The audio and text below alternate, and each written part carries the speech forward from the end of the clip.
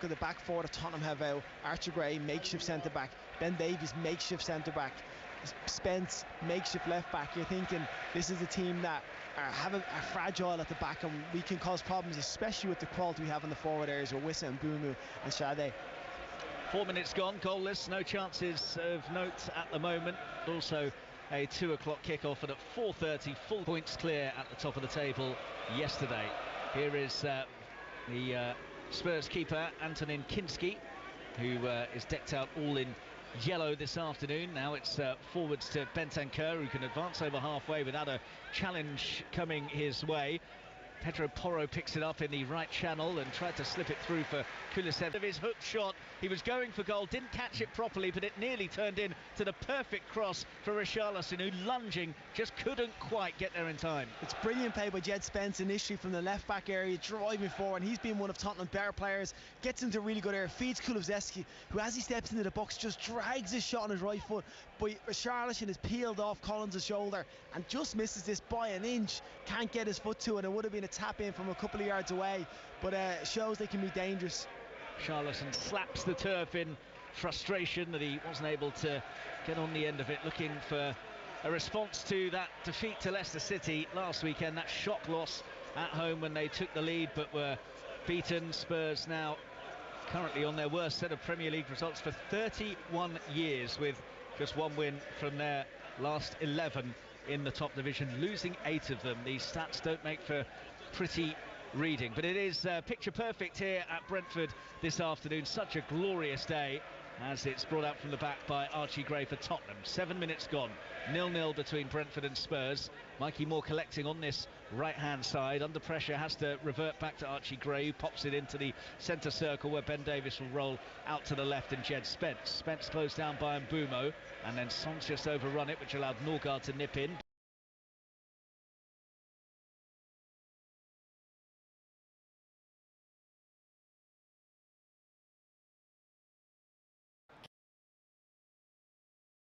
Cross comes in early to the near post.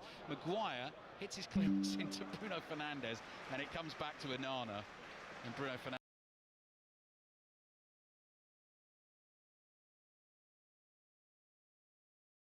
just gives Maguire a little bit of a talking to. A couple of 3 2 o'clock kickoffs in the WSL this afternoon. Everton have scored early against Leicester. One result so far today, as Leon clenches his fist in the WSL. A 7-goal thriller, Manchester City 3, Arsenal 4. So Arsenal move up to second. They are 7 points behind the leaders Chelsea. Chelsea kick off at 2:30 away to Aston Villa. You can actually watch that game on BBC 2. Sarah Mulkerrins will provide the updates for us here. Over on Sports Extra, it's Brentford-Tottenham. Ahmad is running at Palace defenders again. Garnacho supports him wide on the right. Back it comes to Mainu. Couple of touches from him. Ugarte sweeps a low pass out, doesn't find Fernandes. Munoz slides in and clears. Maguire intercepts the ball on the halfway line. And here's Martinez. Martinez across to Fernandes on the halfway line, wide on the left for Manchester United. Slow pace at the moment. Martinez just assessing his options. 8 minutes in.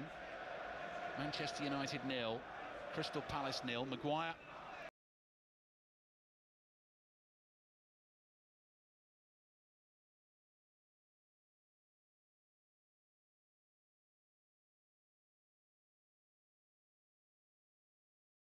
across to the 19-year-old Frenchman Yoro.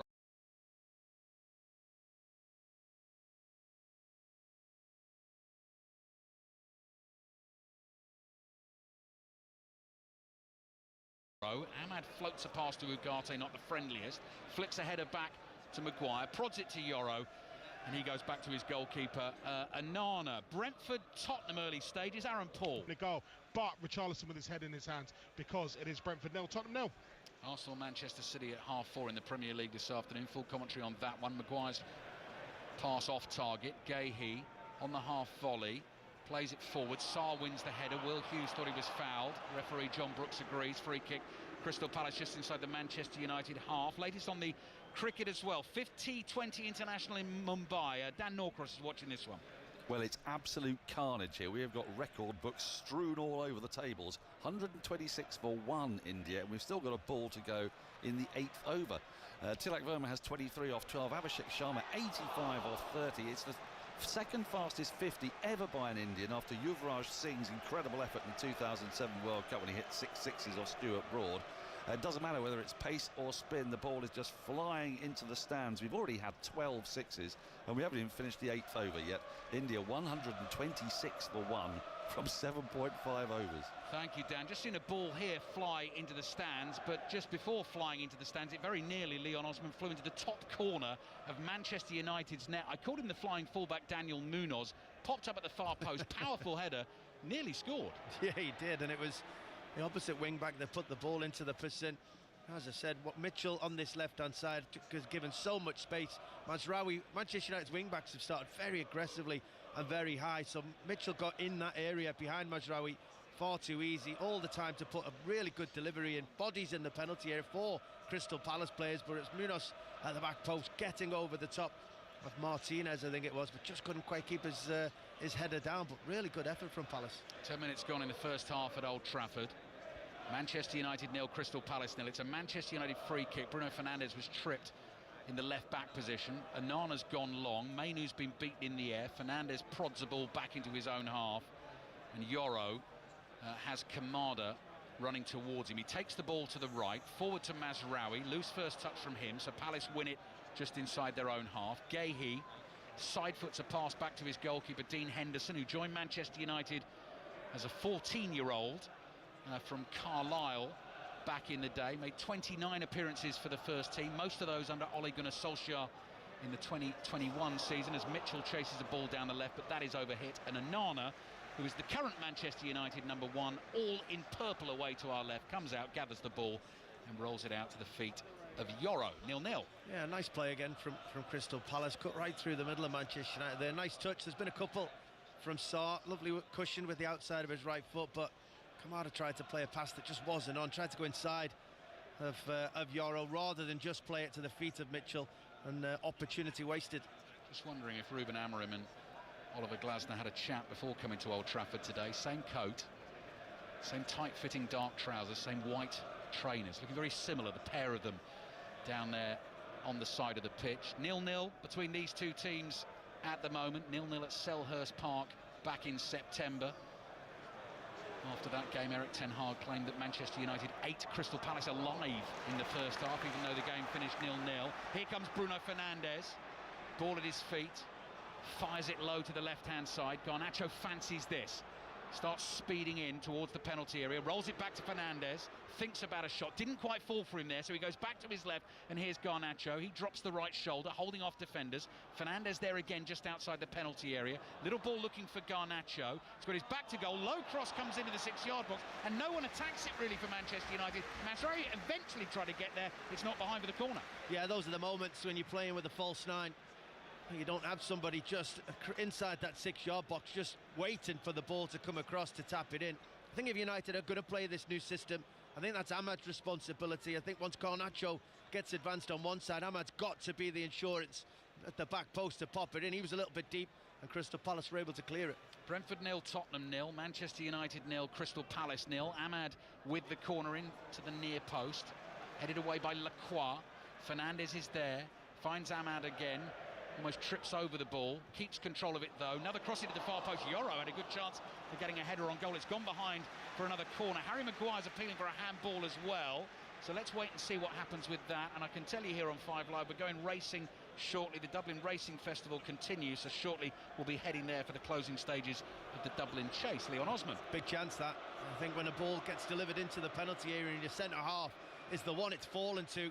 So for Martinez, who hits it on the volley, another block, and behind it goes for another corner. Tyreek Mitchell feeling the after effects of that, and Manchester United keeping the pressure up. They have failed to score in the first half of 17 Premier League games this season. Considering we've only played 23 Premier League games this season, for Manchester United not to have scored in the first half of 17 of those is remarkable. That's really incredible. It's an incredible statement. I mean, you expect, especially here at Old Trafford, you expect them to come out the traps quicker, but I've actually been here for quite a number of the games, and they always tend to start slow. It's not the case today. They've actually been pushing Crystal Palace backwards.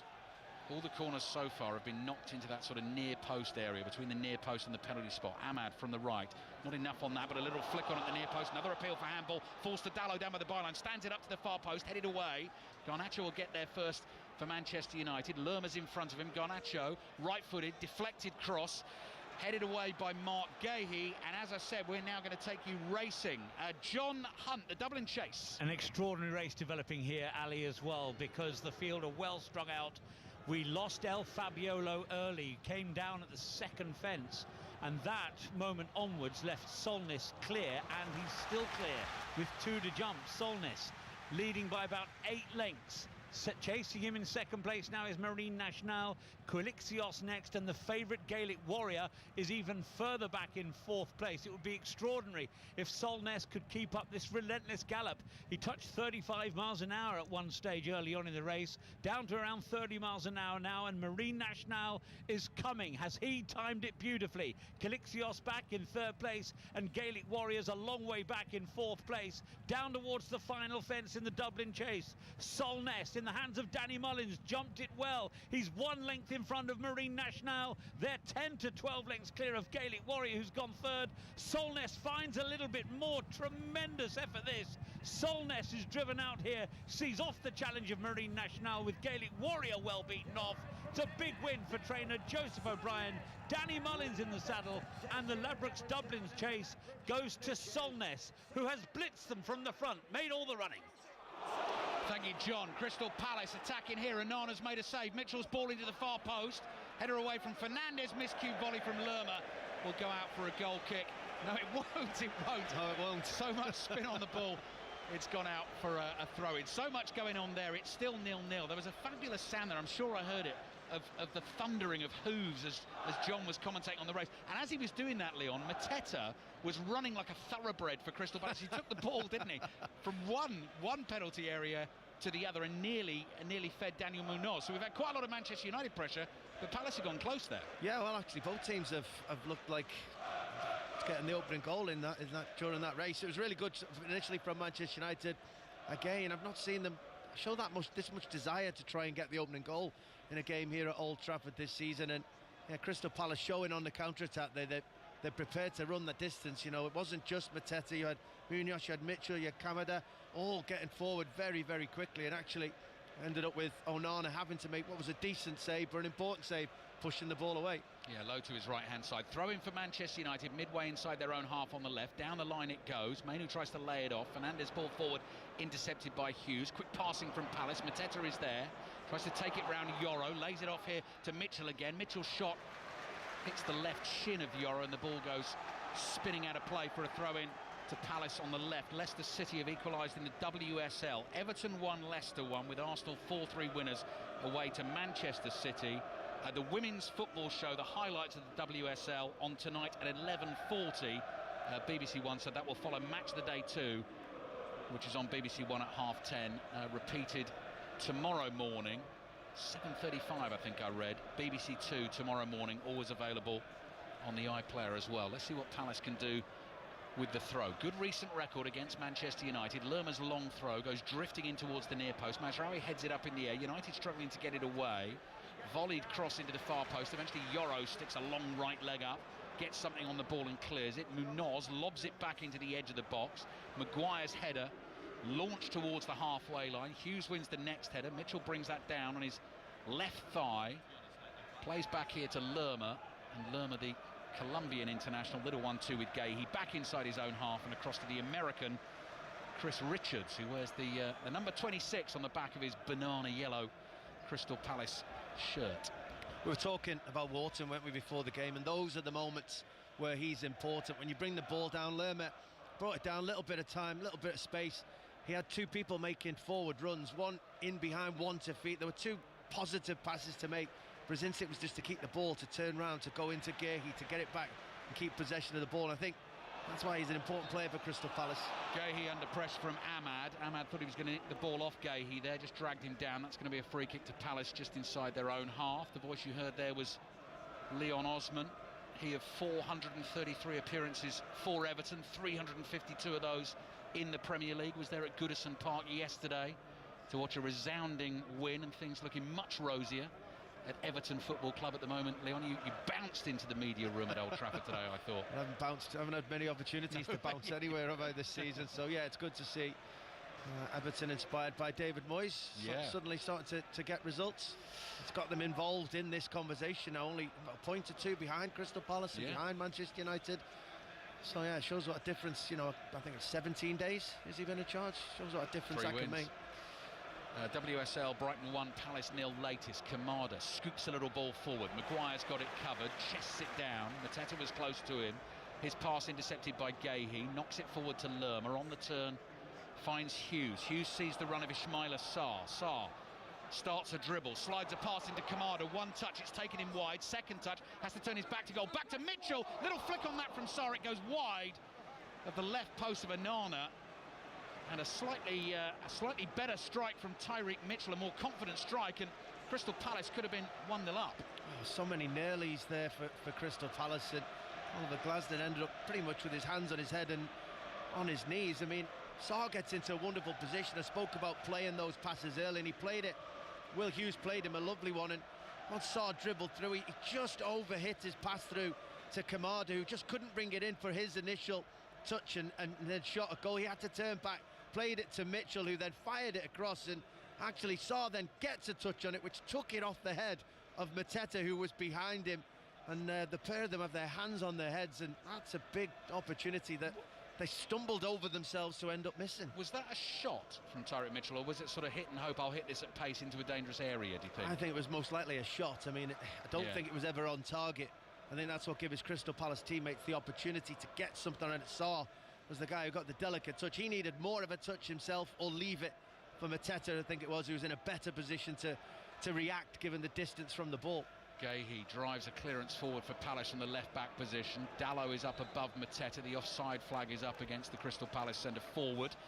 So that'll be a free kick for Manchester United. Bruno Fernandes rolls the ball under the studs of his right boot, puts his hand on it, takes that free kick quickly. United get into their positions, and Fernandes is standing between Maguire and Martinez, and they're just knocking the ball around inside their own half. It's how they've done it, Manchester United. As soon as they get possession of the ball, Mazraoui and Dalot go really high, really wide, end up being the most advanced players. That gives Amad and Garnacho opportunity to sort of go and find spaces. Kobbie Mainoo's dropping deep. It ends up in being alongside Ugarte, because Bruno Fernandes goes in and makes a back four alongside Maguire, Yoro and Martinez, going sort of into more fullback positions, and they just give Bruno the ball and say, go make us a pass. Manchester United 0, Crystal Palace 0, Brentford 0, Tottenham 0, also kicked off at 2 o'clock in the Premier League. Full commentary on that game on Sports Extra.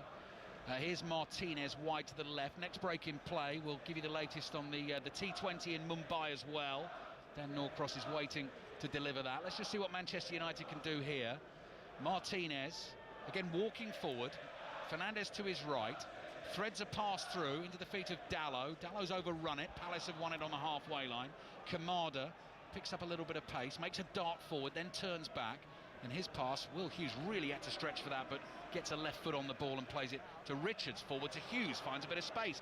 Running at Manchester United defenders, still going here. Lines up the shot, eventually falls over just before he was about to strike. John Brooks didn't see anything wrong with the challenge, and Manchester United with Dalot knock it out to the left-hand side, and Bruno Fernandes plays a ball up towards the halfway line. Lacroix is there and goes back to his goalkeeper. Coming Dan Norcross watching the cricket. Well, it's all happening here. You've come at just the right time. 145 for 3 India in the 11th over. Just gone past the halfway stage, but Abhishek Sharma has scored 100 from just 37 balls, 10 sixes. Only 2 players have scored a fast 100 between test-playing nations, David Miller and Rohit Sharma. This is quite extraordinary stuff from him. But Surya Kumar Yadav, the Indian skipper, has just got out, skying one in the air. It's a second wicket for Cars. India, though, 145 for 3 in 10.2 overs. It's cricket, but not as I used to play it, certainly, Leon. Never had the ability to play it like that. Mainoo, little dribble from him, beat one defender, tackled inside the penalty area. Lerma, low ball forward. Mateta's got hold of that for Palace. Kamada to his left, one touch. Yoro gets an important foot on the ball for Manchester United. That's why the applause rings around the stands here at Old Trafford. Fernandes thinks about going early, floated pass towards Ahmad. He lets it bounce, chests it down, flicks it over the head of Gahey. Palace managed to scramble it away down the left-hand side. Kamada chests it, plays it back here to Mitchell. Mitchell's clearance only finds Mazraoui, and suddenly he is bringing it forward for Manchester United. Corner of the penalty area, slightly panicked there. Looked for Ahmad, and he's come wide to the right. Manchester United 0, Palace 0. Maguire to Martinez. Palace now have everyone behind the ball. Manchester United just inside the Crystal Palace half.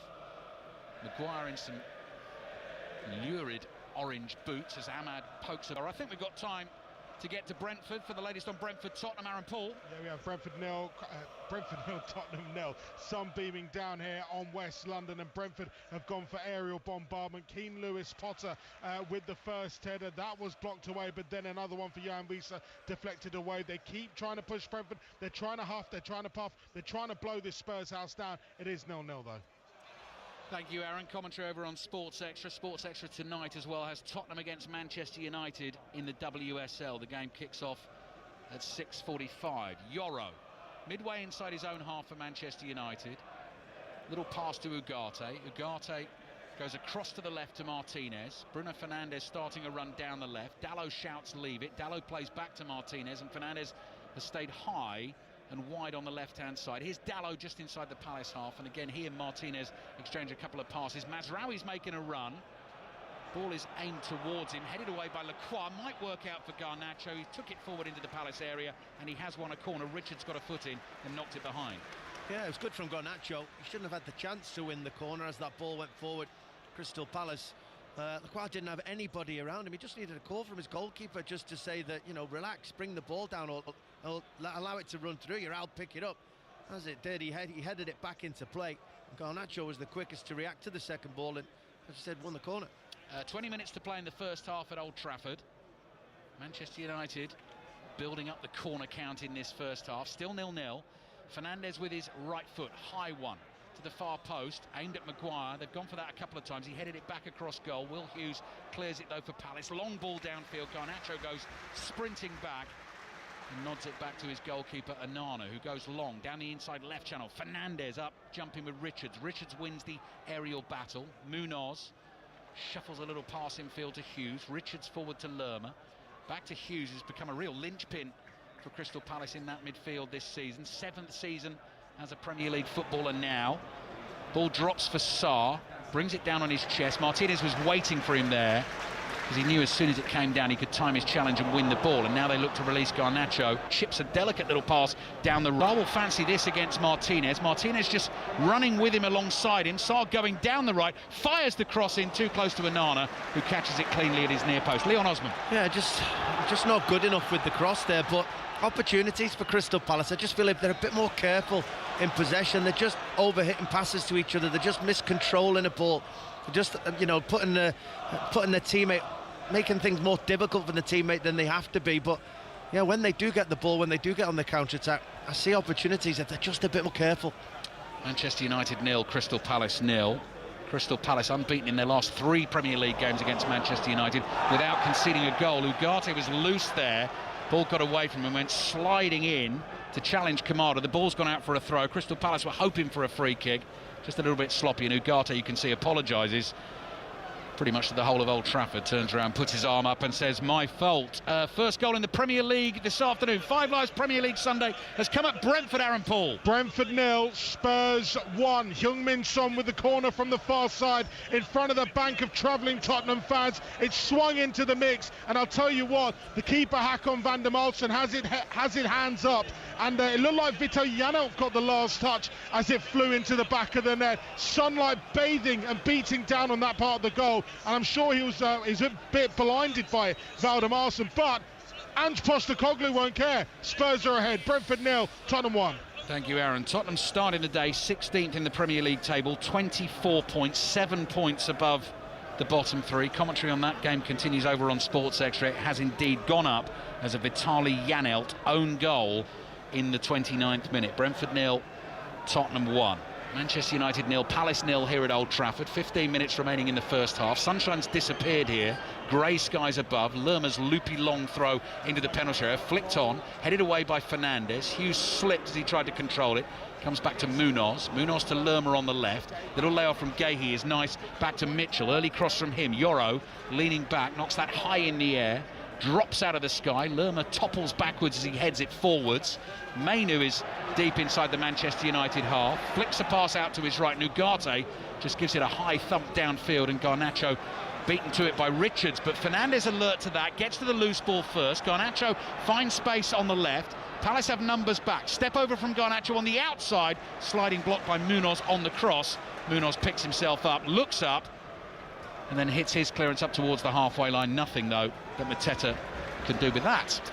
No, it took two of them there, though, to stop Garnacho. I think he lovely step over on Chris Richards the first time, and Munoz had undercovered him to make sure that Garnacho couldn't fire across, but United didn't really have anyone in the penalty area anyway.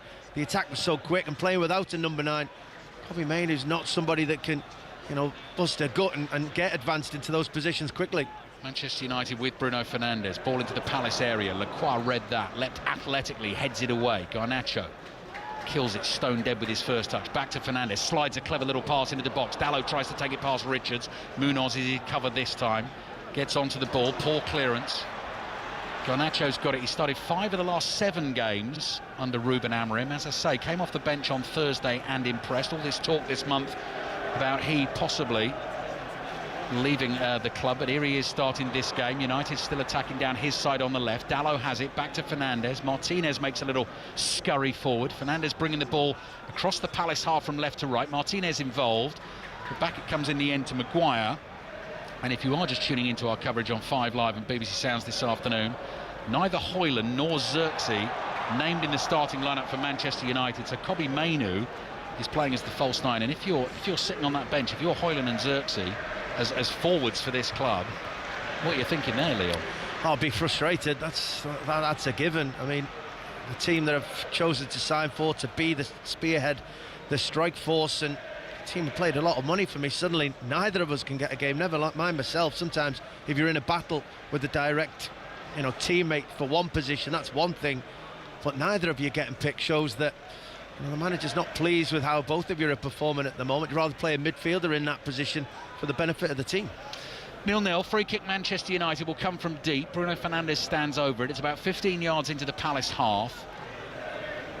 Maguire and Yoro, with their height, just lurk on the far side of the field from where Fernandes is taking this. The whistle has blown. Fernandes has got his right arm in the air, runs at the ball, just flicks it over into the penalty area, aimed at Ahmad, gets beyond him, couple of bounces into the arms of Dean Henderson. They hit the post, didn't they? The sort of bobbly shot early on in this game, Manchester United, but Henderson's not really had to make a save, and Daniel Munoz is down for Crystal Palace, so we're going to get a stoppage in play. And as I was saying, Leo, we mentioned the stat in the first half of the game. Manchester United are struggling to score goals in the first half of games. They've not really tested Palace too much. It's like they can't sustain momentum and attacks for a whole half. In the Premier League, you'll have moments of real quality, and a goal can come out of anywhere, but a large portion of goals are scored by maintaining momentum and keeping a team penned back and eventually wearing them down to score goals. And United started well, 15 minutes or so, played well in the game, and then I don't know if they took their foot off the gas, because yes, Crystal Palace have had something and one of the things going forward, but I wouldn't say Crystal Palace are really in control of the game either. It's there to be grabbed hold of, this game, and neither team's done it yet. 0-0 here. They have had a goal at Brentford. Let's get the latest from there. Aaron Paul.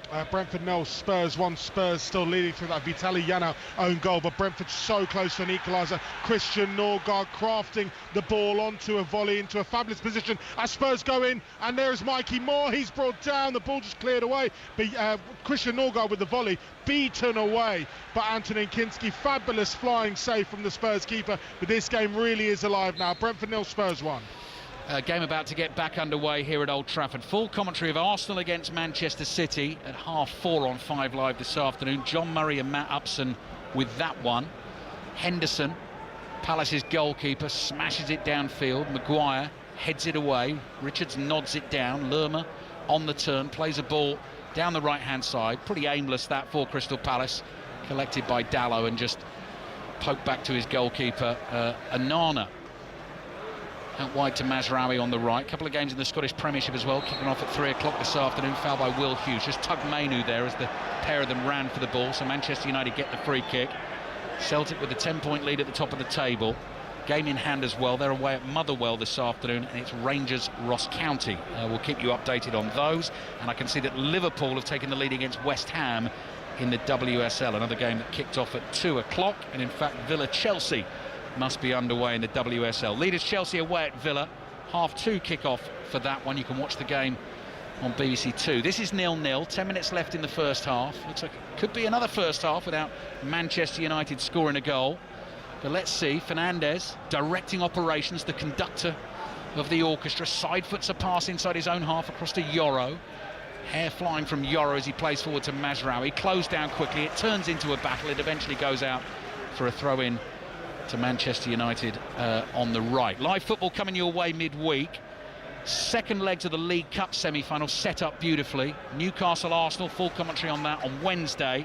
Newcastle starting with a 2-0 lead, and then we're at Anfield on Thursday. Tottenham taking a 1-0 lead over there. Oliver Glasner stamps down in frustration because Palace could have been away on the counter-attack. Those are the moments, if they're just better in possession, it's their own fault. Crystal Palace being really poor in big moments. Here's Garnacho. Could this be a big moment for Manchester United? Back to Fernandez, just outside the Palace penalty area. Martinez, where he deliberately pushes his pass back to Garnacho. Here's Fernandez, right-footed cross. Beats everyone inside the penalty area and goes skipping through the box and behind for a goal kick to Crystal Palace. I think that sums up both teams at the moment. I think Bruno Fernandes getting on the ball, of just looking at him walking away frustrated. He's putting a delivery into a dangerous area, and it's Mazraoui who's the closest to being anywhere near it inside the Crystal Palace penalty area. And they've looked okay on the halfway line, Manchester United, but where it counts in Crystal Palace's penalty area, they haven't been near it. And as I said, Oliver Glasner furious down in front of us because his team have won the ball back in some really good positions, and then they're over-hitting the pass to each other, or they're giving each other a pass around their hip when if they just play a good one in front of their teammate, opportunities to get at this United back three. Into the last 10 minutes of the first half. Leon Osman with us here at Old Trafford. Ahmad is chasing the ball up to the halfway line. Mitchell's let it go through his legs. Ahmad stumbling forward, just kept his balance, holds on to possession for Manchester United. Lovely little 1-2 with Ugarte. Ahmad's given it away now. Here's Kamada, he now slips. Ugarte falls on top of him. Kamada, I think, has hurt his ribs there because he got the full weight of Ugarte landing on him. Play continues. Manchester United with Martinez looking for the pass downfield to Mainu. It's beyond him. Knocked back to the goalkeeper by Lacroix. Cleared by Henderson. Headed forward by Martinez. Gaze underneath it to win a header.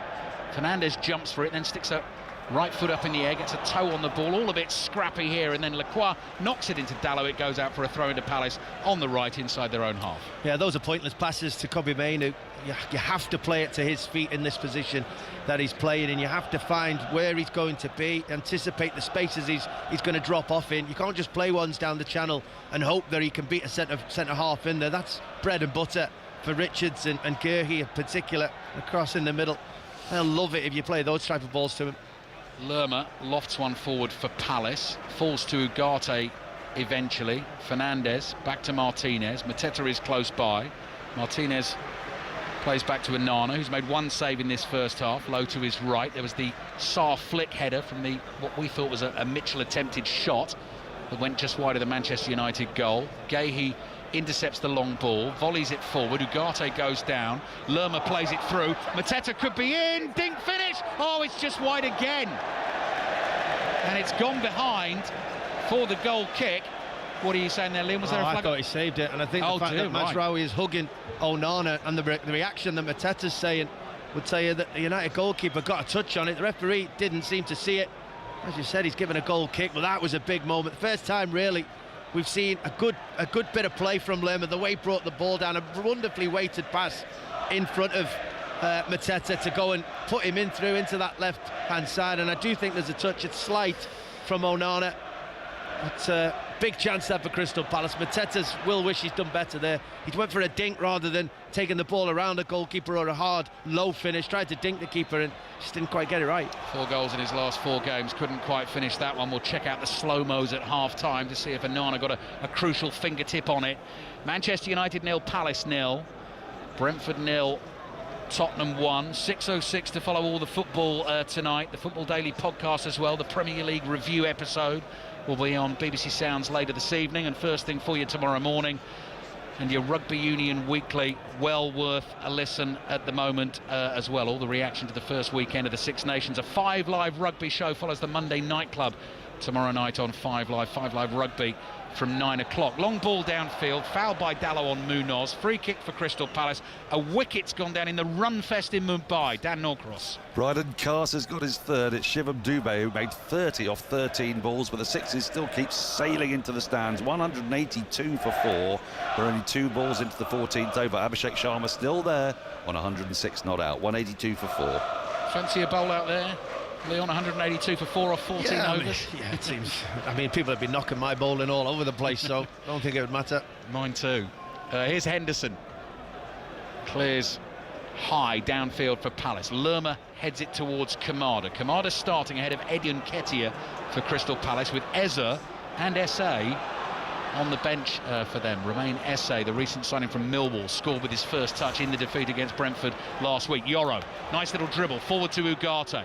Promising for Manchester United. Ugarte just ran out of room there. The ball's taken off him. Fernandes keeps it going for United. Dallow onto Garnacho, back onto his right foot, edge of the Palace penalty area, lays it off to Fernandes, head up, early cross, driven towards Ahmad, controls it with the studs of his left boot, works it onto the left foot, back onto the right, little cut back here, deflection, Gahey nods it away. Ahmad should get there first.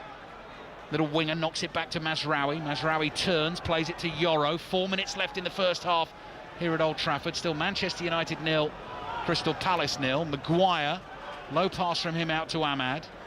Ahmad thinks about what he's going to do, comes back to Yoro, just short of the halfway line, inside the Palace half. He goes to his left to Martinez, back it comes to Yoro. Ahmad's in a bit of space ahead of him, wide on the right. One touch from him and back to Yoro it goes. He sets off on a run down the right. Mazraoui is out there as well, but Crystal Palace just slowly moving Manchester United back towards their own goal. And again, Fernandes drops in between his two centre-backs, gets on the ball for Manchester United. Right-footed pass to Martinez wide on the left. Dallow infield to Mainu. Mainu's surrounded by yellow shirts. They've worked it well because Dallow's in space, edge of the penalty area, and then he thought he had a runner on the outside. Mazraoui was waiting in the middle, and Palace are able to, well, whack a clearance into Mainu, and it goes behind for a goal kick.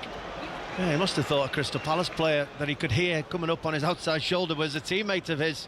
Whether in a cute way a Crystal Palace player asked for it off the shoulder, we'll never know. But I was a little bit better from Manchester United. They found Kobbie Mainoo a good bit of space, good bit of roll around from Garnacho and Dallow, flick round the corner, but it's too far away from goal. When they then got it, Dallow, he was the most advanced player, 15 yards or 10 yards still outside the penalty area, with Kobbie Mainoo trying to get up and help him.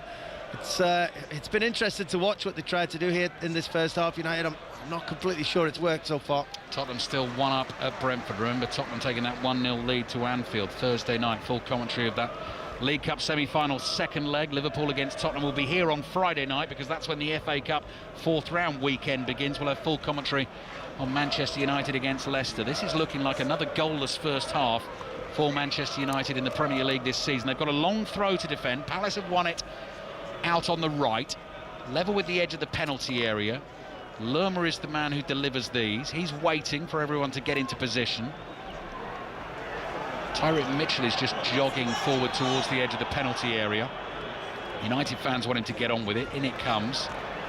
Doesn't beat the first man. Dallow runs towards it, heads it out. Munoz up to Hughes, out to Lerma. Pass blocked by Dallow, goes out for another throw to Crystal Palace. And if Manchester United don't score in this game at all today, it will be 4 consecutive league games against a single opponent without scoring, for the first time since they did that against Arsenal back in the early 80s, as Lerma throws it into the box. Dallow gets a header on the ball. Ahmad is there, clears it with his left foot on the half volley.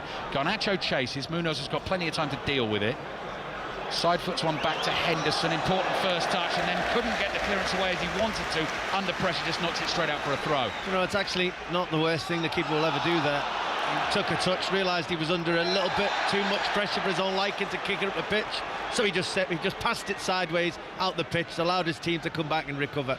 Well, all the noise you heard in the background there, Manchester United made a nonsense of the throw. It didn't reach Ugarte. Mateta had read it, came running in. got a slightly heavy touch on it, turned into a 50-50 with Mazraoui. Mazraoui got there first, Mateta knocked him over, and after all of that terrible Manchester United throw, they've actually got a free kick in a pretty good attacking position in the inside right channel late in this first half. Yeah, most of their best work has come from pressure, forcing the goalkeeper to play the ball sideways. Initially was Garnacho running 70 yards to just put him under pressure after putting Munoz under pressure, and that one again was Mazraoui reacting to a bad touch from Mateta and winning the ball back and winning a free kick. So free kick Manchester United, 1 minute of added time on the way, which will begin now. 0-0 against Crystal Palace. Tottenham 1 up at Brentford, and Bruno Fernandes is going to deliver the free kick with that deadly right foot. Runs at the ball, high, swinging one to the far post. Maguire nods it down to Garnacho, edge of the Palace penalty area. Looking to line up a right-footed shot, rolls it to Martinez, chip ball again to Maguire, again nods it down. Dalot lays it off to Garnacho. Garnacho back to the edge of the box. Martinez gets underneath it. Heavy challenge on him as he hit the shot. Sarr came in to block, but Martinez doesn't want a penalty for that. John Brooks had a good view of it, and that is probably going to be that just about for the first half. Yeah, again, nearly moments, maybe, you know, United trying to force something. A lot of cute passes that don't eventually build to anything. Garnacho actually, once Crystal Palace got so many players back inside that 6-yard, just pulled it back to the edge. But I think it was set up to be probably hit with the right foot on the way in. Martinez wanted to run round it on the left, and it just gave Sarr enough chance to throw himself at it, and that's what he did. That's why there was a collision. He didn't just try and block it with his feet. He threw his whole body midriff at the ball and did enough to put Manchester United's Martinez off. Dean Henderson takes the goal kick, and that's all we've got time for in the first half at Old Trafford. So this is Manchester United's 24th Premier League game of the season, and for the 18th time this season they have failed to score in the first half. Struck the post early on. Onana at the other end has made one important save. Sarr has glanced a header just wide. Mateta has gone close too for Crystal Palace. Lyon, it finished 0-0 at Selhurst Park back in September, 0-0 at half-time here. We can see Ruben Amorim just marching off down towards the tunnel. What do you think he will make of that first 45 minutes from his team? Well, I think both managers will be satisfied in the fact that the game is still there for the taking at 0-0. Their team's not done an awful lot wrong in the first half. They've not done enough to take the lead. They've not done enough right as far as their managers are concerned. They'll be able to make a few tweaks maybe at half-time, certainly encourage their players to be better in possession. But I think, I think before we get a goal, I think we'll actually be turning to the substitutes bench. I think if the managers keep it as it is, this does look like 0-0 written all over it again. I think both managers will have to go look at their benches to make some changes to try and get the goal in the game. Manchester United have two centre-forwards on the bench for them, if you can describe Xerxes as a centre-forward. Hoyland is there as well. Neither of them full of goals this season, nor are Manchester United. Half-time here at Old Trafford. Manchester United 0, Crystal Palace 0. So, Leon, what have you made of Manchester United's new centre-forward?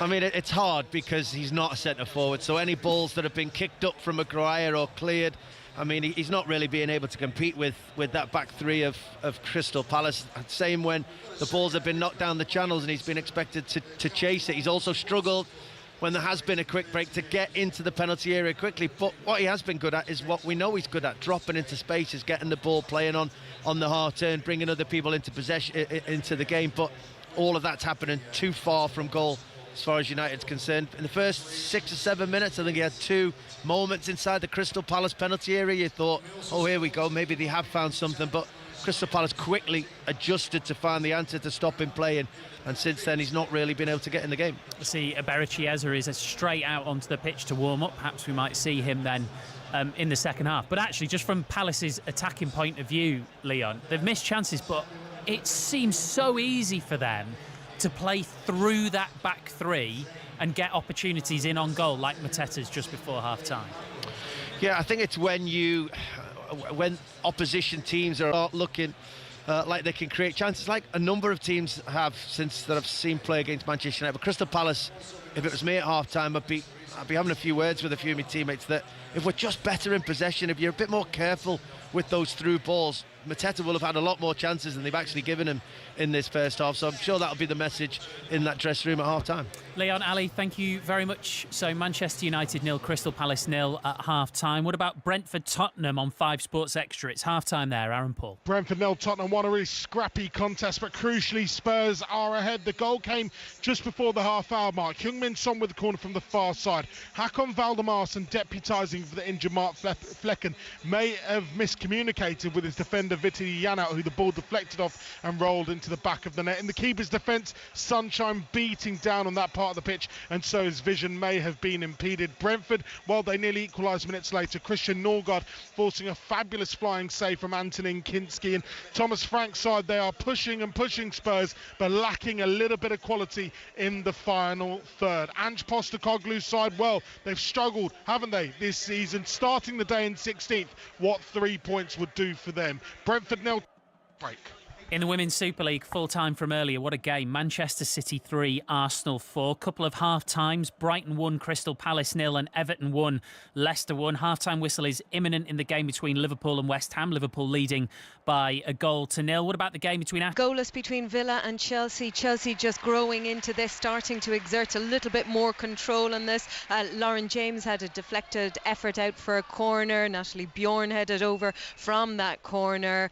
Cuthbert as well, just moments ago, had a really good effort wide. So they're just starting to get a little bit of control on this. 1 point though for their keeper, Hannah Hampton, sorry Steve, she didn't clear the ball properly from outside her area, and she had to rush backwards. Gabby Nunes put a shot in, but Hampton was able to gather it and spare her blushes. 20 minutes in, it's Villa 0, Chelsea 0. Thank you, Sarah, and you can watch that right now if you want on BBC Two. Back to the cricket. India's record T20 score at the Wankhede is 240, Dan Norcross. Any chance? Oh, yeah, they're going to get that easily, I'd say. They've just brought up their 200 and they've still got another, 27 balls to go, and they are going great guns. We've had 16 sixes and 14 fours. It's been a clinic from Abhishek Sharma. He's just batted brilliantly, this young left-hander. This is a new look Indian side after Kohli and Rohit Sharma have retired, and the youth that has come through the IPL is just pulverising England at the moment.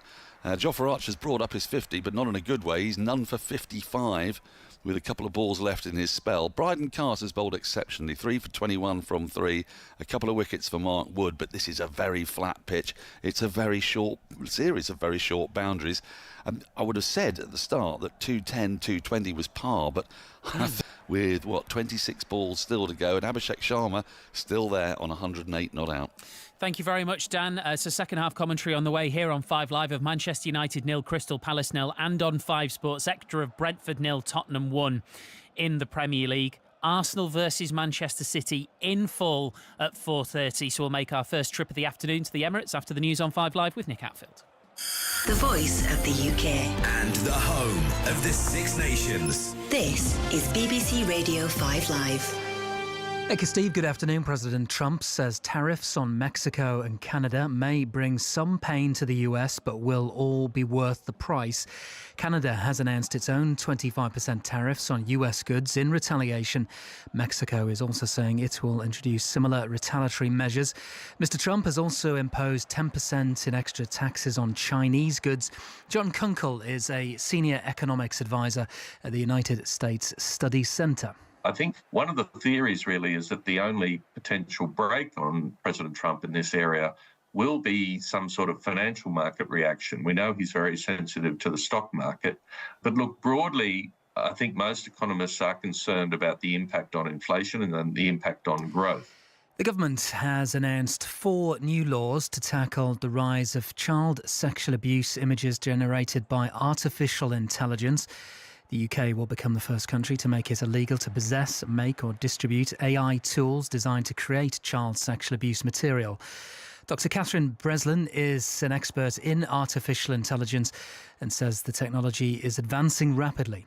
A few years ago, if you wanted to create sort of image in a particular domain, it would take you a lot of work to fine-tune it to that particular use. And we're seeing less and less of that now. You can use these tools sort of out of the box. If you're using tools that companies provide, they do this training to try and align to safety values. But obviously, that can be easy to get around. People are finding ways to sort of jailbreak these models. The British husband of a Thai woman whose body was found in the Yorkshire Dales more than 20 years ago has been arrested on suspicion of her murder. Lamduan Armitage had remained unidentified for 15 years until her family saw a news report and came forward. David Armitage, who's lived in Thailand since her death, was arrested when he returned to the UK. And a woman has died in Australia and thousands forced to flee their homes after torrential rainfall caused flooding in northern Queensland. More than 26 inches of rain has fallen in some areas in the past 24 hours. Forecasters say these could be the worst floods in the region in more than 60 years. The Six Nations. Here come the fireworks, here come the flames. Rugby's greatest championship returns. Live commentary of every Home Nations match across BBC Sounds and the BBC Sport app. What a game! What a finish! Ireland can be so proud of this team. And the Rugby Union Weekly podcast is now daily with all the best insight and analysis from the biggest names in the game. The Six Nations. Listen on BBC Sounds. This is 5 Live Sport with Steve Crossman. Listen on BBC Sounds. And there's been a wicket in the cricket. Dan Norcross. Yeah, but it's still not Abhishek Sharma. It's Rinku Singh out LBW. Lovely ball from Archer. Pitched on middle, was going to hit the top of off stump. Rinku referred it, but it was shown to be hitting. So India lose a review. They're 202 for 6 now. 4 overs left. Abhishek Sharma still there on 108, not out. At 3, both Old Firm teams are in action in the Scottish Premiership. Leaders Celtic are at Motherwell, who are without a manager after Stuart Kettlewell left the club last week. Gavin Wallace is at Fir Park. I am indeed, Steve. Good afternoon. And that was partly because of abuse that him and his family had received from parts of the Motherwell fan. Their chief executive, Brian Caldwell, turned down a request to come and join us on 5 Live today. He did tell Motherwell TV, though, it's not just Motherwell related, and you always get a minority of people who come to shout and swear at the football. That said, then the team news for the Steelmen as Stevie Frail takes over today. Dom Thompson slots in. He's joined from League One side Blackpool. Luke Armstrong makes his first side. The former Carlisle and Hartlepool United player. There's 3 changes to the team that lost last week for them against St Johnstone. Celtic, though, making 4 changes to the team that lost at Villa Park midweek. McCowan, Carter Vickers, Maeda and Ralston all in for Yang, Engels, Scales and Johnston. A drop. Jota starts on the bench, and it's worth noting that Motherwell haven't won this fixture in 43 attempts. Rangers are second. They are 10 points behind Celtic and they host Ross County at Ibrox. Kenny Crawford. Yeah, Steve, Rangers find themselves in a sort of no man's land at the moment in second place. 10 points behind leaders Celtic, as you say, and 13 ahead of third place Dundee United. Philippe Clement's side have won their last 3 league games, and a comfortable home victory is what the home crowd expects and craves today. They might also expect more goals from a revitalised Cyril Dessers. A striker scored 6 in his last 5 games, including that cracker at Old Trafford. John Suter and Clinton Nsiala start in the host defence today, with Ayanis Hadji coming back into midfield. As for 11th place Ross County, a shock point or 3 would be most welcome as they peer over their shoulder at bottom place St Johnstone returning to form. In League One, there is a 3 o'clock kick-off between 20th place Bristol Rovers and Peterborough, who are in 18th. Arsenal are up to second in the WSL after a 4-3 win against Manchester City at the Joy Stadium this lunchtime. Arsenal had led 2-0 and 3-2. City fought back. Stina Blackstenius got the winner 12 minutes from time. One of Arsenal's goal scorers was defender Lotte Wubben-Moy. In the past, this has always been a tough place to come, as you say, for every team. They've got unbelievable facilities, and it's great to see that investment, but also the way that they play, this stadium suits them. So for us coming here, knowing the history of not only the rivalry but having troubles here, we knew that it was a win that we had to secure, and for our sort of morale and confidence, it allows us to get back to winning ways immediately in the league, and put the pressure on everyone else. Now, it may only be briefly, but it does take you back up to second in the WSL table. How do you see it all as a player? Do you see Chelsea as out of sight, or do you see them as day by day? Take it as it comes. You never know what can happen, and that's the beauty of football in many ways, but also the beauty of controlling what you can control. Do what you can and then let the rest come, and I've got a smile on my face because who knows what can come, and that's why the fans love it, that's why we love it, and that's why we work every day for it. What a great answer that was. Manchester City 3, Arsenal 4 in the WSL. We can only hope, John Murray, that Arsenal versus Manchester City is half as good. Well, let's hope so. It was certainly exciting, wasn't it, when they met at the Etihad back in the early weeks of the season in that 2-2 draw. Remember how John Stones scored the equaliser in the 8th minute of added time. Matt Upson is alongside John Murray for commentary. Afternoon, Matt. Afternoon, Steve. This is a proper modern day aggro needle fixture, isn't it? And we don't get that many of these anymore. Yeah, ended up a little bit tasty, didn't it, at the Etihad in that game earlier in the season. Remember Erling Haaland's reaction, and got a little bit heated, and whether or not that will carry on into this game is two top teams, hugely competitive players, all well aware of each other and each other's capabilities, and I think it's going to be very hard fought this afternoon. Let's be honest, Matt, we hope it does continue, don't we? Yeah, it is good though, Steve, isn't it? Great. To have that kind of needle and the rivalry. We've seen it over the past. I mean, we've been at Arsenal, Manchester United over the years, and various different clubs that have that kind of rivalry, and different today in that usually it's probably 1 and 2, or at least 1 and 3 in the table. With Liverpool with that really big stretch lead, there's a lot of pressure on Arsenal here at home. It's going to be a tough game for them. Yeah, I think, John Murray, we might just lean into Matt playing in the famous Arsenal-Manchester United rivalry at some point after 4 o'clock. Do you think this is bigger for Arsenal, given the week that they have? Yes, I think just because they are so much closer to Liverpool, even though Liverpool have the lead that they do now, it does feel as though it's even more the case now that every match is a must-win match for Arsenal in the Premier League, to just try and stay in touch. So I think you'd have to say yes. And actually, just a little bit of news. I know there was a doubt over David Raya, the Arsenal goalkeeper, whether he'd be able to be involved today. Well, we've seen pictures sitting in here in the commentary position. We've seen pictures from down in the stadium of the Arsenal players arriving, and David Raya is among them. So the expectation would be that he would start the match. All right, Arsenal. Big timing, Steve. John Brooks blows his whistle. Second half gets underway. Manchester United 0, Crystal Palace 0. Manchester United in the red shirts, white shorts, black socks with the red tops, playing from right to left in the second half, shooting towards that two-tier giant Stretford end. Kobbie Mainoo playing as the centre forward. He's tackled. Bruno Fernandes whips a low first-time pass out to Garnacho. Garnacho back to Martinez, forward to Fernandes, got his pass away, but Palace managed to intercept. They start to play out from inside their own half, and Kamada goes back to Guéhi. Guéhi almost not enough on the pass to find Mitchell. Maguire steps in well to get there ahead of Mateta. Now Ugarte, diagonal ball brought down on the volley by Garnacho, tries to take it on the outside of Richards. Richards gets it back to Henderson, the Palace goalkeeper, clears with his right foot, lobbed in the air by Martinez, nodded down to Ugarte by Maguire, and that could be a dead leg for Ugarte standing in the centre circle, because Lerma came hurtling towards him, knocked him over. Manchester United get a free kick, and there's been a goal, an early goal in the Scottish Premiership. 3 o'clock kickoffs, Motherwell Celtic, Gavin Wallace. 57 seconds on the clock when it went in, Ali. It's been all Celtic. It was a recycled ball in from Anthony Ralston from the far side, met by the head of Dyson Maeda, who headed across Balcombe in goal. Motherwell 0, Celtic 1. Celtic starting the day with a 10-point lead, game in hand. Rangers at home to Ross County. Here's Mazraoui looking for the run of Ahmad on the right. Mitchell wins it for Palace. Mazraoui and Ugarte team up, make the tackle, and it goes out for a throw into Crystal Palace. And in about 15 minutes time or so, we'll be back racing again at the Dublin Racing Festival, the Irish champion hurdle. We're going to have commentary on that at 3:20, and then not long after that, John Murray will bring us the team news from Arsenal against Manchester City. That'll be the time to finish me cake then. You had time. I haven't been able to finish it yet. No, the game got underway before I'd got all the way through it, but not much has changed with regards to this second half. A bit scrappy, a few misplaced touches and passes where I feel if they were a bit better, there's opportunity. But the message is just still sinking in now with those players. It'll maybe another minute or so before we see it come to action. Kobbie Mainoo bringing it forward for Manchester United, finds Ahmad. Guéhi goes out to try and close that down. Ahmad attacking down the right, and then the pass to Mazraoui is off target, and Ugarte has to rescue it. Andre Onana back in goal for Manchester United. Yoro, Maguire, Martinez, the three centre-backs.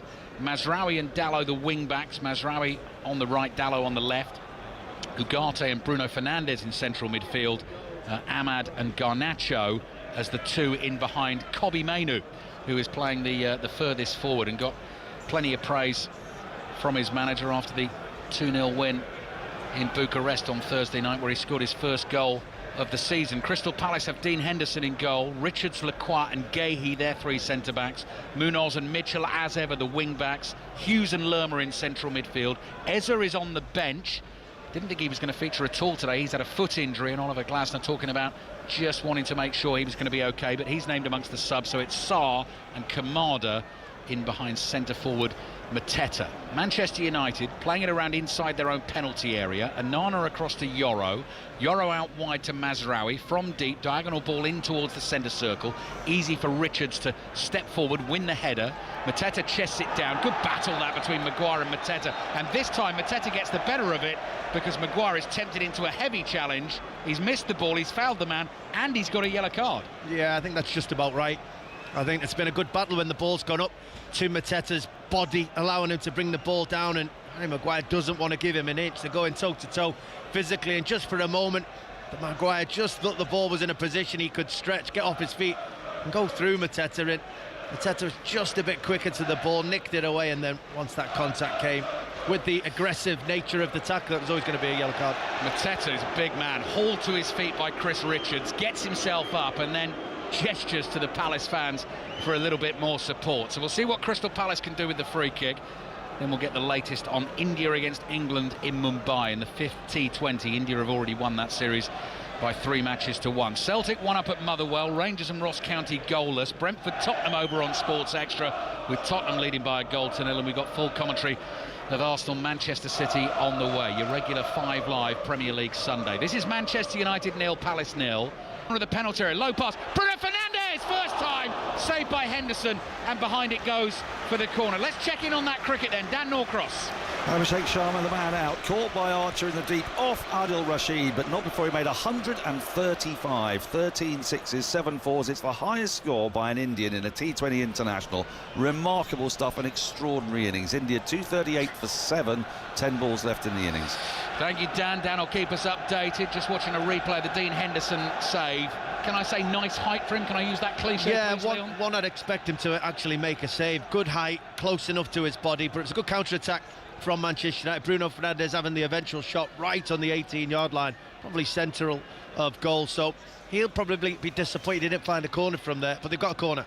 Grey afternoon at Old Trafford. Fernandes with this corner away to our left. In it comes, headed away by Lacroix, controlled by Mazraoui. Hits the shot, couple of deflections, through it goes for a goal kick to Crystal Palace. So Manchester United 0, Palace 0, Tottenham 1 up at Brentford. It's probably when they've looked more dangerous though today, Manchester United, when they've had counter-attack opportunities. It was nearly a well-worked set piece from Crystal Palace. Gahey just couldn't get enough power on the header back across the 6-yard box to really trouble Onana. But then when you break, when you've got space to run into for people like Ahmad and Garnacho, Mazraoui getting forward, Bruno Fernandes backing it up, that's when you actually feel like there's an opportunity to create something rather than against the stubborn Crystal Palace back 5. Maisie Simmons has been sent off for Brighton in the WSL. Brighton against Crystal Palace. Brighton leading by a goal to 0, and Everton, Leon, have scored a second, so they're back in front against Leicester in the WSL. Everton 2, Leicester 1. Wonderful news. Wonderful news for the former Everton midfielder and England international Leon Osman, watching the game at Old Trafford with us here. No messing from Maxence Lacroix. Thumps the clearance with his right foot. Mazraoui wins the first header. Ugarte gets onto it in midfield. Back it comes to Martinez. Little bit more urgency about Manchester United at the start of the second half. Good pace on the pass from Dalot to Garnacho. Dalot makes the run on the outside. Garnacho brings the ball infield. Here's Martinez. Disguise on that. Finds Garnacho in the channel. Richards did well. American international. Clears with it. He was coming from behind him. Got him on the ankle. And that's going to be a free kick for Manchester United. About 35 yards out in a fairly central position. Still 0-0. Yeah, again, slack play from Crystal Palace when they win the ball back. Opportunity to play the ball forward into the centre forward's feet. Miss hitting the pass. United able to intercept it, and then what's the challenge between Will Hughes and Bruno Fernandes? I think Manchester United are looking for a booking here because Hughes went to ground. His leg was high, but I'm not sure there was quite enough. It wouldn't have surprised me had he booked him, but I don't think it was a necessary yellow card. 50-50 ball. Fernandez got to it just before Hughes. I mean, could have gone the other way. That if Hughes gets there a second before Fernandez kicks in, their foot's in the same place, it'd be a yellow card. There were a few fans in the rows in front of us that thought differently, though. Yes. Certainly gesturing to the referee, that should have been a yellow card. John Brooks, referee, all in black. 8.5 minutes gone. Second half. 5 Live and BBC Sounds at Old Trafford. Manchester United 0, Palace 0. 10 minutes time we're going racing again with John Hunt for the Irish champion hurdle. Ireland with the big win over England in the Six Nations yesterday. All the reaction in the Rugby Union weekly podcast. Rugby Special has the highlights. BBC 2, 6 o'clock tonight. Fernandez just chips this free kick. Maguire attacks it, nodded down. Ugarte on the volley. Good save by Henderson. Ball's loose in the 6-yard box and it rolls into the grateful arms of Dean Henderson. Or did that hit the post possibly? Either his left foot or the post. Couldn't really tell. Yeah, it's difficult from the angle we're at. Either way, Manchester United went close there. Maybe the closest they've been since hitting the post early in the game. Well worked set piece. Back to Harry Maguire, went round the back, headed it back into a good few players, but it was Ugarte's feet it fell to. On the sidewinder volley, it was Henderson's left knee, left shin that made the save. Ricocheted off his own teammate, gratefully came back to his own hands. Dean Henderson, former Manchester United goalkeeper, clean sheets in his last 2 games against them. Ahmad's back heel for Mainu. Twisting and turning corner of the box. Ahmad wins it back for Manchester United. 2 yellow shirts in his way. United fans appealing for a free kick. Cross comes in. Mazraoui's trying to control it, running away from goal. Handball against Mazraoui. Free kick for Crystal Palace, and the United fans booing and jeering because they felt Ahmad was fouled before that cross came in. But the game has livened up a little. Manchester United 0, Palace 0. Yeah, it's as you said, Manchester United, there's a bit more tempo to their game. There's a bit more urgency in what they're trying to achieve. Just seeing the replay of the challenge on Ahmad, there was an arm, Ahmad sticking his arm out to try and create his own distance. Maguire holds it for a moment and then lets go quickly. Never a penalty kick. Even the United fans asking for it didn't sound convincing to the referee, so yeah, not given. Match the day 2, 10:30 BBC 1 tonight. Throw in for Manchester United inside their own half on the left. Narrow little strip that is worn down there where Dalot is standing, and then you've got quite a steep drop down to the walkway that runs around the pitch. Then it's quite a long walk for managers back and up behind those little walls to get into the dugouts here, as Martinez hooks a clearance away with his left foot and it goes out for another throw to Crystal Palace on the right, who've won 4 of their last 5 away from home in the Premier League. Wins at Ipswich, Brighton, Leicester and West Ham, and a goalless draw at Bournemouth in the other game in that run, which, when you see what Bournemouth have been doing recently and how hard they pushed Liverpool yesterday, that in it's still a Croix. Palace all in yellow, playing from left to right second half, looking to find a ball for Kamada down the left. Miscued pass from Mitchell, it goes out for a throw to Manchester United. Yoro receives it up towards Mainu, laid back here to Ugarte.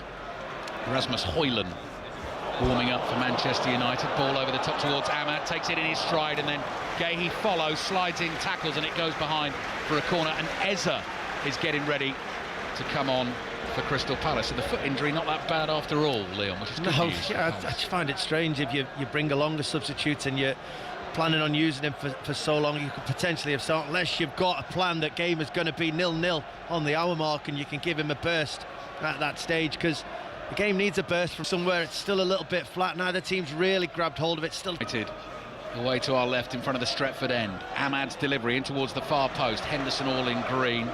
Stands out in the 6-yard box as he leaps and makes a good catch with both hands. Good save from the Ugarte right-footed volley as well, because that came quickly through a crowd of players. Henderson holds on. He'll be hoping to be in that first Thomas Tuchel England squad in March, as Henderson receives the ball again, edge of his own 6-yard box, and drives it down the middle of the pitch. Munoz does well to win the first header. Mateta runs onto that.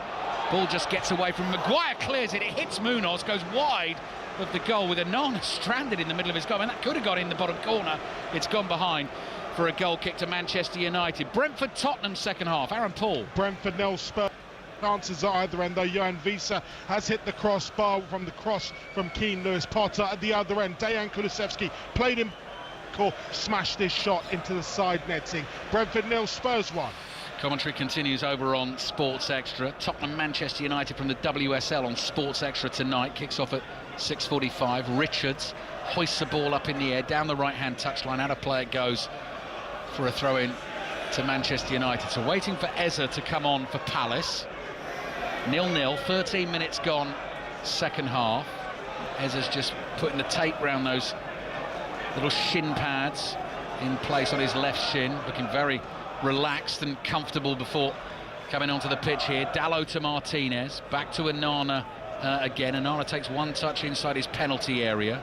Palace not putting any real pressure on him, so he's going to go to his right to Yoro. Now Kamada closes in. Yoro to Mazraoui. Mazraoui thinks about a pass back to Yoro, plays it to Ugarte. Ugarte's given it away. Will Hughes has it, slides it through, nearly finds Kamada. Maguire is there to get a foot on it for Manchester United, and Ugarte this time plays to Mazraoui. Mazraoui down the middle of the field. Ahmad volleyed back heel into the path of Mainu. Ball doesn't quite come down for him. Does really well, the England international. Eventually, though, Palace have it back, and Munoz goes back to Dean Henderson. Back to the cricket, Dan Norcos. It's over the first innings, 247 for 9 India made on the back of that 135 from Abhishek Sharma. England have only ever conceded more runs once ever in their history. That was against Australia when they conceded 248.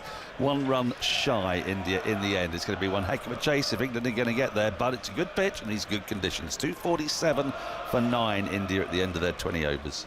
Thank you, Dan. Manchester United 0, Crystal Palace 0. Martinez wins a tackle inside the Palace half. Throw in for Palace. Half-time in the WSL. Leaders Chelsea away to Villa. Sarah Mulkerins.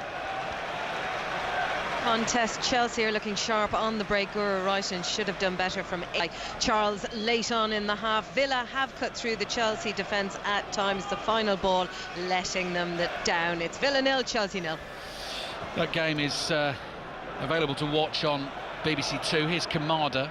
Kamada's brawl, not enough on it. Mazraoui there for Manchester United. Lerma beats Ahmad to it. Lerma keeps his run going. Corner of the Manchester United penalty area. Right-footed effort. That's ambitious. Curls it miles wide of the target. And that's a goal kick to Manchester United. Leon Osman. Yeah, I think this is a needed and a necessary introduction for the game, as Eza's just about to come on for Kamada. That last little section summed him up. Just under-hitting his pass, giving it away. No impact on the game. And just shows the influence and the importance of this man. You heard away to our right, the crowd cheering the second he stepped up from the bench, never mind actually getting onto the pitch. There's a lot of hope in Crystal Palace. 0-0 after an hour, that from this point they can take control of the game. No doubt about it. Crystal Palace's best player onto the pitch for the last half hour of the game. Kamada very neatly just folding his gloves up into a little black ball before exiting stage left. Bristol Rovers lead against Peterborough United, the one game in the EFL today. League One, James Wilson has scored. Bristol Rovers 1, Peterborough 0, and Everton 3-1 up on Leicester in the WSL. Brighton leading Palace by a goal to 0. Liverpool leading West Ham 1-0, and Arsenal 4-3 winners away to Manchester City. The highlights on the Women's Football Show tonight at 11:40. Need something to spark this game into life. How's Rangers Ross County going? Kenny Crawford. Opening goal, Ali. Rangers 1, Ross County 0. Vaclav Cherny's shot saved by Jordan Amissa, but only rolling to the feet of Yanis Hadji, the Romania international, home from 6 yards. Rangers 1, Ross County 0. Celtic 1 up at Motherwell. Rangers 1 up against Ross County. This is still 0-0. We're at Old Trafford on 5 Live and BBC Sounds. Dallow's waiting to take a throw in the left-back position into Bruno Fernandes. Brilliant first touch under pressure. Pass across his own penalty area to Mazraoui. Didn't see an option ahead. Comes back to Yoro. Yoro looks to his left. Floats one out towards Dalot. No pace on that, so Munoz can close it down, and Dalot can only knock it in the air and out for a throw-in to Crystal Palace. Team news in at Arsenal ahead of Arsenal Manchester City. John Murray. Yes, Arsenal makes 7 changes back from the Champions League in midweek. The big news for them is that the goalkeeper David Raya is fit, but that's just one change from the Premier League starting lineup last weekend when Martin Odegaard was absent ill, so he comes back in for Nwaneri, who's on the bench. And for Manchester City, 3 changes from midweek, so the recent signing Marmouche, Savinho and goalkeeper Ortega, because Ederson is absent. We're told he is not fully fit, so Scott Carson is the substitute goalkeeper, and Kevin De Bruyne and Gundogan are both among the substitutes. Thank you, John. I think they've got the right commentary teams in the right positions today. John Murray and Matt Upson in the roomy, spacious Emirates Stadium, and Leon Osman and I tucked up cosy here at Old Trafford. This game needs to improve, Leon. It's Manchester United 0, Palace 0. Yeah, and you know, we were hoping Eza would have an instant reaction. He's trying to ease himself into the game. Maybe all that talk of of the ankle foot injury that he's got. He's not necessarily confident. He's not really run around an awful lot yet. No. One pass has come to his way, just passed it nice and comfortably backwards, but we do still have a good chunk of this game to go. Referee John Brooks wants Crystal Palace to hurry up with the free kick. Eza takes it, header, comes back off the bar. Mateta, close range, knocks in the rebound from 2 yards out. Now Manchester United's players come towards the referee to protest about something. Bruno Fernandes is immediately booked for doing that. Mateta celebrating in front of the Crystal Palace fans. 5 goals in 5 games for him. Right spot at the right time. Free kick into the box. Looping header over Onana, hit the bar, and Mateta was there 2 yards out to make it Manchester United 0, Crystal Palace 1. Yeah, absolutely. Talking about the reaction that we wanted. Eza taking the free kick, dropped it beautifully, as you said, over the shoulders of Mazraoui, and it's Lacroix up against Mazraoui, and Manchester United want a free kick. They feel there was enough of a nudge. It's up against, is it against Yoro? It's up against Eddie Yoro, and there is a nudge in the back. There's an arm in the back. Is it an actual shove? I'm not so sure. I think it's just contact, just that little space to go and head the ball. I think Yoro's got to be stronger. I think he's got to make better contact with Lacroix in that moment, and he just loops his header back towards that far post of Onana. It goes over his head. It hits the crossbar, comes back, and what do you want when things like that happen? You want your centre forward sniffing around for the bits, and that's exactly what Crystal Palace had. An in-form Mateta in there to tap it in to put Crystal Palace ahead. The goal stands. Crystal Palace lead at Old Trafford. They've won on 3 of their last 5 visits in the league at this stadium. Can they make it 4 out of 6? And if they win the game as well, they would move above Manchester United in the Premier League table. To add insult to injury, Bruno Fernandes booked for his protest, and after the goal. He was very fortunate not to get a second yellow for the same thing. He got booked quite quickly for his protests in the referee's face, and he continued to do it for another 15-20 seconds after that incident in the referee's face, probably more aggressive than when he got the yellow card. That added to his frustration. Fernandes with a cross into the Crystal Palace penalty area, so Palace have something to hold on to now. Lacroix's looping header back off the bar, Mateta sticking home the rebound. They lead Manchester United by 1-0. It's come up on the Premier League at Harry Maguire with the yellow card, but obviously that was earlier in the half of the challenge on Mateta. So Maguire and Fernandes, yes, both in the book for Manchester United, trailing at home by 1-0. The 13th Premier League game under Ruben Amorim, just 14 points from the 12 previously, and they're behind here. But they have won a free kick wide on the right. So will we see Højlund? Will we see Xerxes? What will we see from Manchester United, who trail Crystal Palace 1-0? First of all, it's a free kick on the right, which Bruno Fernandes gets ready to take. Hands on hips, still fuming undoubtedly.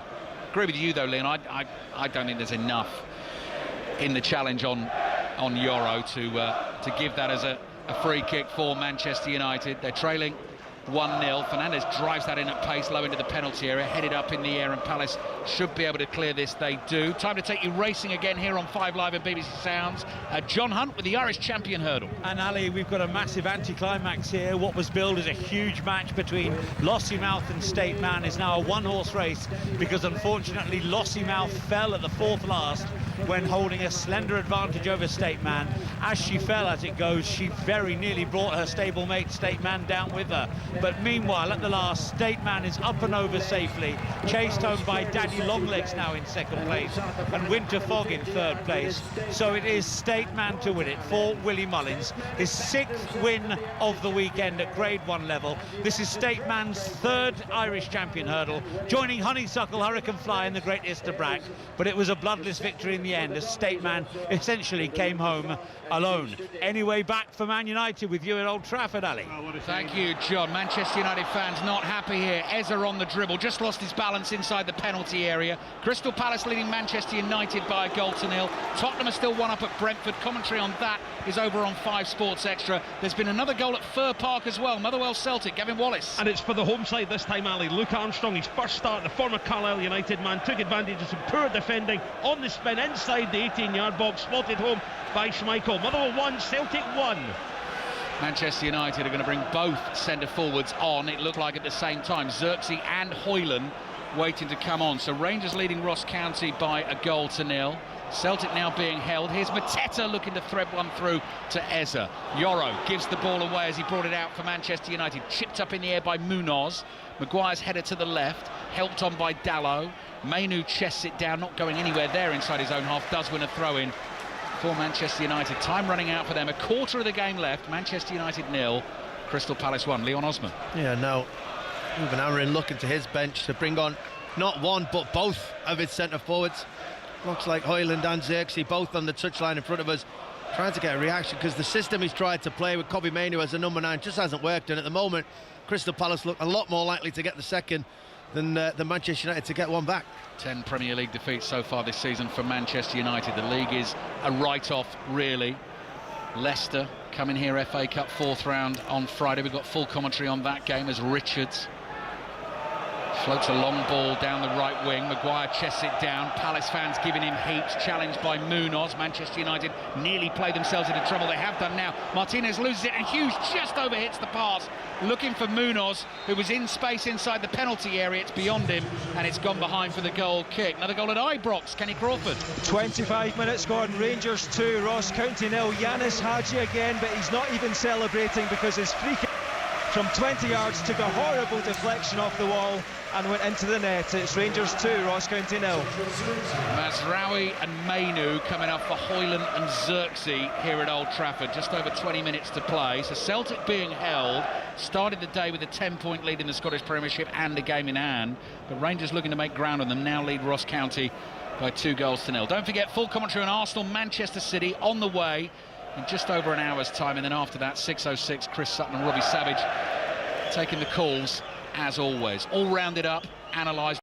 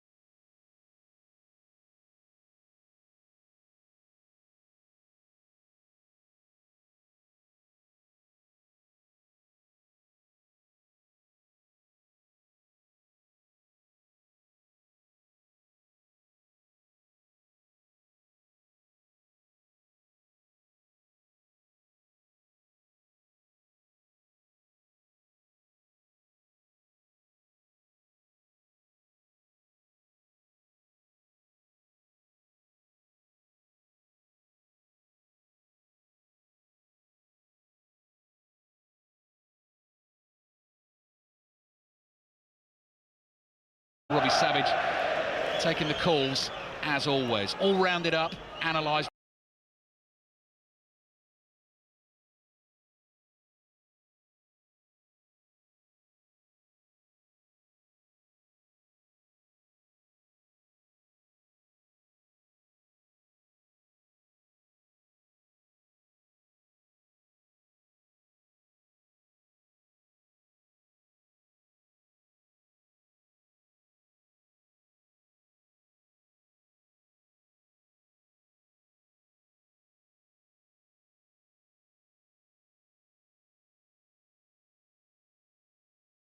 goal kick into inputs about this time. It's a 4. Poker pharmacy. Keba shop for me.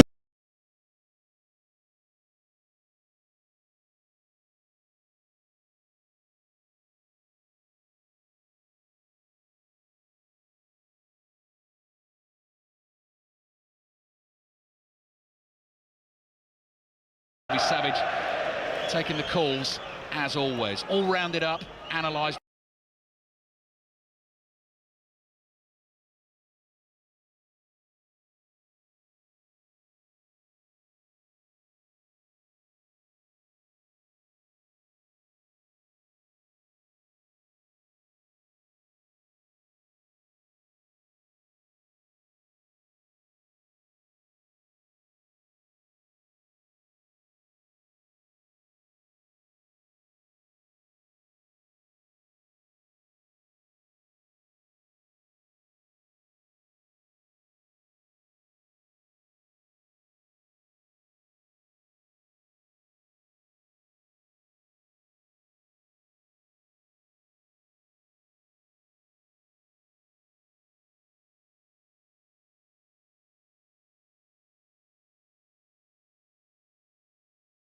Savage taking the calls as always, all rounded up, analysed.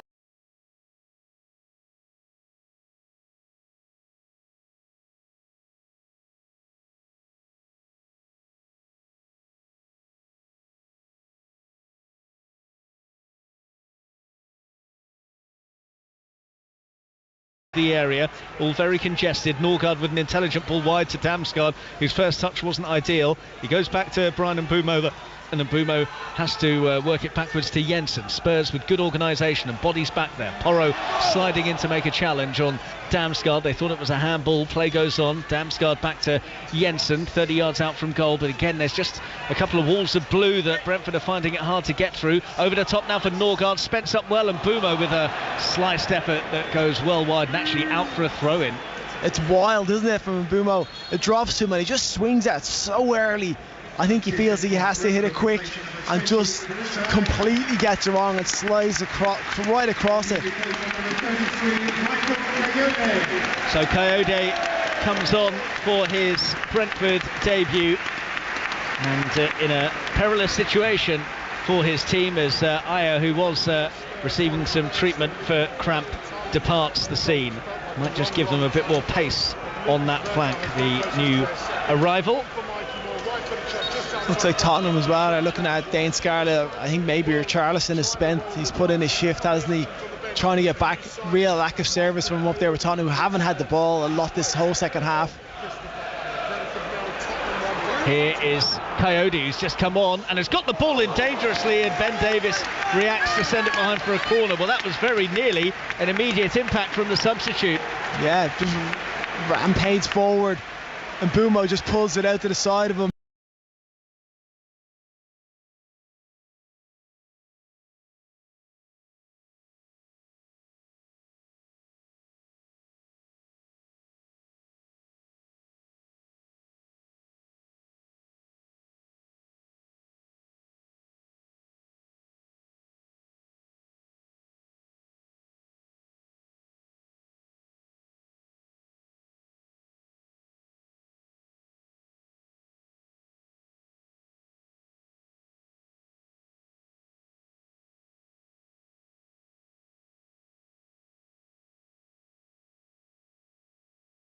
Savage taking the calls as always, all rounded up, analysed.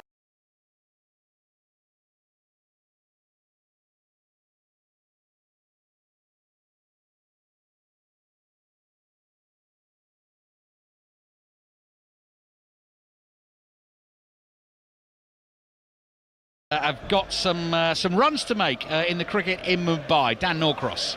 They have. They've got to get a record-breaking chase of 248, but they've started pretty well. 17 in the first over and then 6 more in the second, all to Phil Salt. He's faced all 12 balls. England after 2, 23 without loss. Scottish Premiership, 2 games this afternoon featuring the top 2, both kicked off at 3 o'clock. Motherwell against Celtic being watched by Gavin Wallace. 10 minutes to half-time, Ali. Motherwell 1, Celtic 2. The opener came on 57 seconds. Dyson Maeda replied. from Luke Armstrong on 23 on his first start here at Motherwell, and Adam Eda on the half hour managed to slot home from 5 or 6 yards. Celtic looking vulnerable. Motherwell can be a little bit dangerous on the break, but the champions are leading at the moment. Motherwell 1, Celtic 2. And from Fir Park to Ibrox, Kenny Crawford. Yeah, it's just gone. There's 3, Ross County 0, and I think it's John Suter who's slammed one in at the back post when a corner wasn't cleared properly. The 2 previous ones were scored by Yanis Hadji, 18 and 25 minutes. Son of Georgie, he scored some crackers. These 2 from his son were close rangers, and one that was deflected from a free kick. And this latest one has put any hopes Ross County have of getting anything from this match to bed. Rangers 3, Ross County 0. Back to the cricket in Mumbai, Dan Norcross. Ben Duckett's first ball, he shanks it into the covers and is easily caught. He's gone for a dark England 23 for 1. OK, thank you, Dan. We're still waiting to see what's not what's going to happen to Lisandro Martinez. He's obviously badly hurt, and the Crystal Palace player trying to stay warm. They're knocking the ball around between themselves. Loads of the Manchester United players are just gathered around their injured teammate Martinez, who's going to be loaded onto this stretcher shortly. After that, we'll have 10 minutes plus a big chunk of added time to be played. Very quiet inside Old Trafford at the moment, and it's Manchester United 0, Crystal Palace 1. John Hunt has been watching the racing, the Dublin Racing Festival this afternoon. Last we heard from John was commentating on the Irish Champion Hurdle. Further thoughts on today's action, John? Well, many-handed really, Ali. State Man, the winner of that Irish Champion Hurdle. He's such an admirable horse, putting his name alongside some of the greats, as we said at the time, like Hurricane Fly and Honeysuckle. From that, though, we've got injury concerns ourselves about jockey Danny Mullins, who took a really nasty fall when Lossiemouth fell just in front of State Man down the back straight. We'll try and update you on Danny's condition a little bit later on, but State Man, one of the big winners today, one of 3 on the day for Willie Mullins. Ballyburn was very good, winning the Ladbrokes Novice Chase, but even better was Kopek de Board. Listen for that name as the Cheltenham Festival begins in 5 weeks' time. He's now favourite for the Supreme Novices Hurdle at Cheltenham. That's the very first race of the meeting. He was tremendously impressive. And Solness, Ali, will take on John Bon, the favourite for the Champion Chase. Solness himself, a tremendous front-running display, winning this afternoon's Dublin Chase in some style. Thank you, John. Never nice to see this, but the reaction from the Manchester United fans and the Crystal Palace fans, credit to them, is a warm one for Lisandro Martinez. On the stretcher, strapped in, hurt his left knee, I think it was. He's got his arm across his eyes at the moment. Our producer Rob Schofield just reminded me, in a game against West Ham in February last year, and was out for a couple of months with that. Leon, I mean, you know, you've been out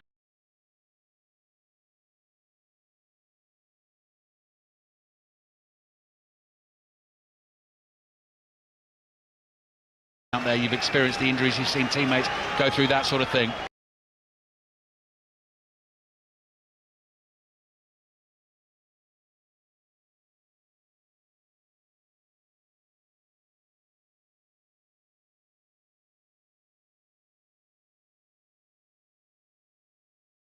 It's not nice to see, is it? No, it's not nice. I mean, I've had it happen to me. That's not nice. It's also not nice when you've experienced it and then you see it happen to teammates and others, and you know what they've now got to go through to get back fit. We've seen it, you know, happen up and down the leagues, and you know, we always wish him all the best and hope for a speedy recovery. That stretcher continues to make progress towards it there. There was a long one aimed at Rasmus Højlund. He couldn't keep it in play, so that's going to be a throw-in for Crystal Palace on the right-hand side. We hope Lossiemouth is going to be okay as well. Not my gag, yours, Leon, but you've just made the point that you are effectively. No, I always bet on that. Yeah, that's do you? L, yeah, L Aussie, and then mouth, L which Aussie mouth. You know I use for a living now. Yeah. Perfect for you, Leon Osman.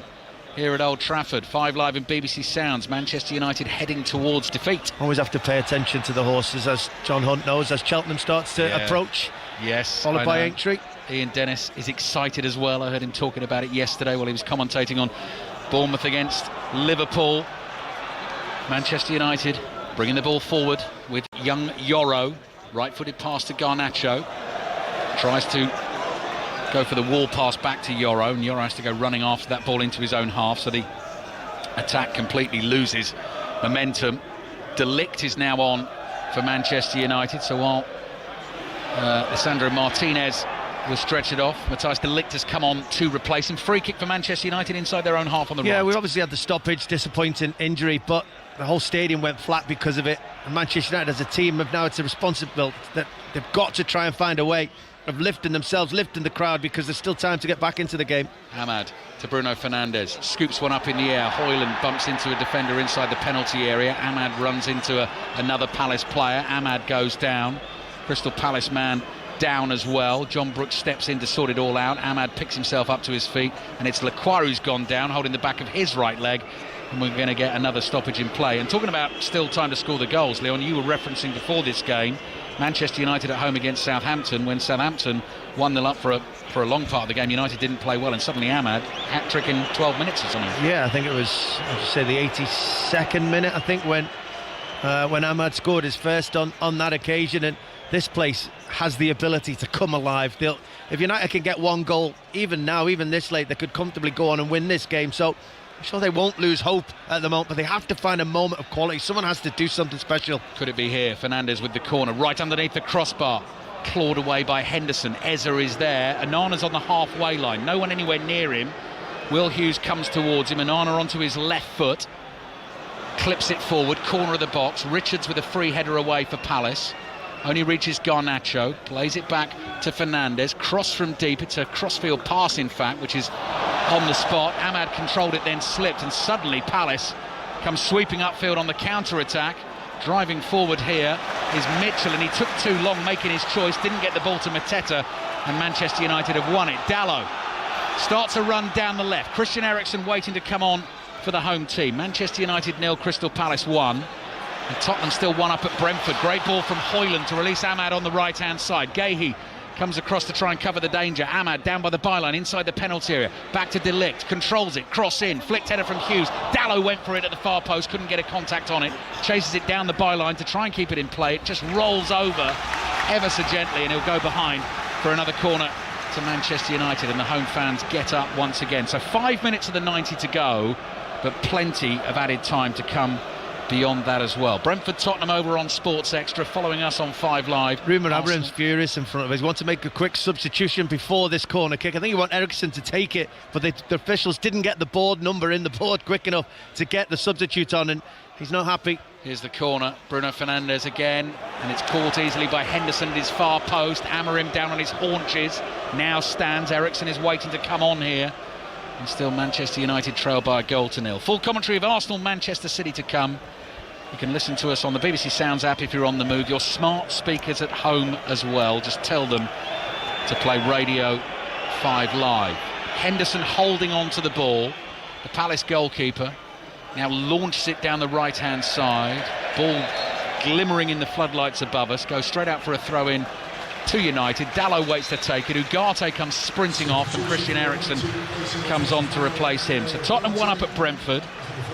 Rangers leading Ross County by 3 goals to 0, and Celtic 2-1 up at Motherwell in the Scottish Premiership, and Crystal Palace are waiting to make a double change. Nathaniel Klein and Adam Wharton coming on here for the away team. So Adam Wharton, the 20-year-old England international who's not been involved, for going to get a late look at some action here at Old Trafford, and it could be another famous win here for Crystal Palace. And you consider the start to their season, Leon, 3 points from the first 8 games. Since then they've only lost 3 of their last 15, and it's the away form in particular. So away from home it's been 16 points from 11 games. That might be 19 from 12 after today.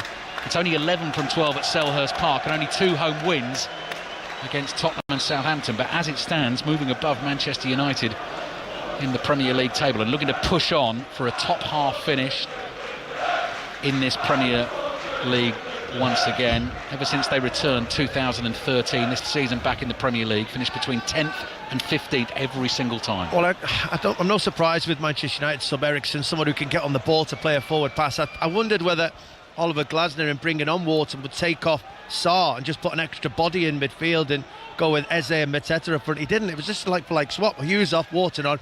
He's kept that option of them still counter-attack. He's still got Eze and Sarr and Mateta all on the pitch. I've seen so many people that come and sometimes will go defensive at this point. He hasn't. Xerxes pass intercept. Which way's it gone, Aaron Paul? And Tottenham surely have won it. Patsar played through, just dinking the ball in, and Valdemarson's near post. Brentford 0, Tottenham 2.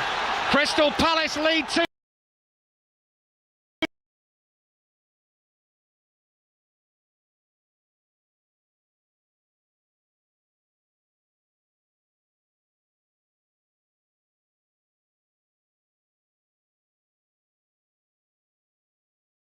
Old Trafford on the breakaway. Daniel Munoz released down the right-hand side. Crosses into you-know-who, the big man, the centre-forward, Jean-Philippe Mateta, who gets his second of the game. It's going to be 4 wins in 6 visits to Old Trafford for Crystal Palace. Manchester United 0, Crystal Palace 2. Oh, this one's close. Oh, bordering offside, but it was really good play from Crystal Palace. Just positive play. Just people, I've just spoken moments ago of he was positive in not taking off his attacking players, Oliver Glasner. He's left them on the pitch. He wanted a second goal. He wanted his team to still have the ability to go in search and trouble Manchester United's defence. And Munoz just gets himself on the ball. They do well. They win the ball back from Wharton. And what does he do as soon as he touches it? Plays a really special ball forward to Sarr, who gets turned. And Munoz just makes that run in behind him. He just makes a run from really deep, runs the furthest. Hugely unselfish from Daniel Munoz, because as Leon says, he could have shot. He saw Mateta there. Perfect pass into his path and a thumping finish from Jean-Philippe Mateta. Manchester United have got 9 minutes to try and find themselves 2 goals. Manchester United 0, Palace 2, and Tottenham, as we heard from Aaron, 2-0 up at Brentford as well. Commentary on Arsenal, Manchester City to follow. Here's Yoro for United, forward to Ericsson, on to Garnacho, quickly out wide to Dalot. Dalot speeding in towards the corner of the box, tackled. Garnacho picks up the loose ball, finds Ericsson. It comes back to Yoro, still inside the Palace half, and now to Maguire. So it was 3 wins in 3 for Manchester United before this game against Rangers and FCSB in the Europa League. The 1-0 win at Fulham. It's coming crashing down here at home again as Ericsson goes wide to Ahmad. Ahmad plays back to Fernandes. Fernandes with the first time cross. Dalot goes down inside the penalty area. Garnacho's low ball into the box, blocks at the near post. United fans go up for a handball. Palace try and bring it away. Fernandes intercepts that just outside the Palace penalty area. Clever turn there on the spin. Finds Ahmad. Back to Fernandes. Thought about the first time cross again. This time goes with the left-footed shot. Blocked at close range by Klein. And Eza is able to receive that ball wide on the left. Ahmad's breathing down his neck. Eza holds him off. Passes back to Guehi. Guehi's chased by Fernandes. Clears up the left-hand touchline only as far as De Ligt, who stoops and chests the ball down. Here's Ahmad running to the edge of the penalty area. Ericsson's first-time ball finds Garnacho. Couple of touches. Suddenly a whole load of defenders in front of him. Mateta's back there as well. Makes a block and the ball goes loose to Ericsson. Ericsson forward to Xerxes. Xerxes looking for Garnacho on the left. Garnacho just about keeps it in play. Munoz makes the tackle and it goes behind or out for a throw-in. Is that throw-in or corner? Corner, thank you, Leo. But the defending with so many bodies, Crystal Palace, they get players in good areas. They're physically strong. United aren't able to get a yard off them. They're winning all them battles at the moment, Palace. Brighton 1, Palace 1 in the WSL. Latest score, late goal gone in there. Corner for Manchester United, 2-0 down. Ericsson's delivery, headed away. Ahmad thought about shooting instead. Lays it back here to Fernandes. Back to Ahmad, inside the penalty area on the right, on that left foot. Curled to the far post. Maguire's headed back across goal. Headed away. The ball's still loose inside the box, and then Ahmad has committed a foul there. But there's only one in the Premier League here at Old Trafford, and here in the Premier League in general, they really have still struggled. And Kobbie Mainoo today as that false 9 playing more advanced hasn't been the answer in the Premier League, where it's more physical and demanding and the pace is a lot quicker. Heading for a 7th defeat at home in the league this season. Liverpool, Tottenham, Bournemouth, Nottingham Forest, Newcastle, Brighton, and now Crystal Palace looking like they're going to take this full on the way here on BBC Radio 5 Live. Richards heads the ball away for Palace. Very used to dramatic finishes at this particular football ground. Have Manchester United got it up their sleeve this afternoon? Doesn't feel like it. Garnacho tackled by Richards. Richards turns, clears the ball downfield, stays in play. Yoro comes racing back to get onto it and just immediately gives it to Ericsson. 5 minutes to go. Bruno Fernandes inside the centre circle. Jean-Philippe Mateta, 23 goals in 37 games under Oliver Glasner. Finished the season incredibly strongly last season, now on a really good run again. 6 in the last 5, and didn't score actually in the last game against Brentford, the 2-1 defeat at home. Ahmad plays it back to Fernandes. Fernandes to De Ligt on his right. Fernandes again delivers that cross just over Xerxes' head. Nodded away. Garnacho shoots. Sarr turns his back but makes the block. Yoro takes a touch. Maguire gets it on the halfway line, chased by Mateta, who looks pretty much out of puff now. Maguire to Fernandes, forward here to Højlund, not a good first touch, got away from him, up to Mateta, suddenly bursts into life again, lays it back to Ismail Assar. Eriksson just gently tugs at his shirt, not enough for a free kick. Here's Lerma, miscontrol, Eriksson onto it, plays it to Xerxes. Manchester United attacking in numbers. Xerxes overhit the pass. Nacho's really got a sprint to keep that in, did really well. Kept it in, went running past the ball, still had cross to Fernandes.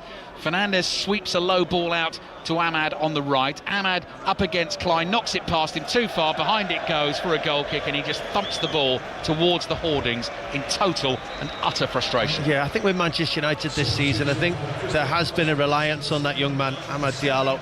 When things haven't worked out or games haven't gone the way, he's stepped up to the forefront. He's produced a moment of magic that they so desperately need. Right from the first whistle, and you knew it wasn't his day today. He's been sloppy in possession. His nice easy passes, he's been shinned or he's been overhitting them. And when that's happening to your most reliable player, somebody else has got to do something. At the moment, this team's not capable of it. Full-time whistle has blown at Brentford. Aaron Paul. Brentford 0, Spurs 2. The run is over. Spurs have their first league win since mid-December, and a clean sheet as well. Vitaly Janot's own goal gave them the lead just before half hour, and the patched-up defence stood very strong to restrict the home side. But then late on, Jed Spence clearing off the line from Fabio Carvalho. Spurs breaking down the left. Son into Sarr for the back of the net for 2-0, and a huge win for Ange Postecoglou ahead of that League Cup semi-final second leg on Thursday night. Brentford 0, Tottenham 2. Tottenham moved to 27 points, a full 10 points above the bottom three. Full commentary of the second leg of that League Cup semi-final here on 5 Live at Anfield on Thursday night. Second leg Newcastle on that on Wednesday night. Garnacho down by the byline for Manchester United. Back it comes to Dalot. Couple of minutes to play. United 2-0 down. Flick header from Højlund. Oh, just wide. When it's not going your way, it's not going your way. That was clever, because had to head the ball behind him, just got enough contact on it, thought it was heading for the far corner, just the wrong side of the post. Yeah, it's not far away, that. I mean, the angle the ball's coming in from is not in the striker's favour. It's bending in towards goal. It's probably from 20 yards outside the penalty area. So he's just trying to help it on. He's heading it blind. He's facing where the ball came from. He can't see the goal. And as he heads it on, it just misses the goal frame by, what, inches maybe? Our good friend Statman Dave's going to be conflicted, Leon, because he's a Manchester United fan. His team's 2-0 down, but he's got Jean-Philippe Mateta up front in the fantasy team, you see. So how do you feel about that one? Ooh. Here's Ahmad. Can Manchester United, well, they've got to find themselves a couple of goals in the space of a minute here now. Eriksson wide to Garnacho. Garnacho just runs into Adam Wharton, gets the ball from Munoz. Here's Wharton bringing it forward, looking for that pass out to Munoz on the right, intercepted by Dalot.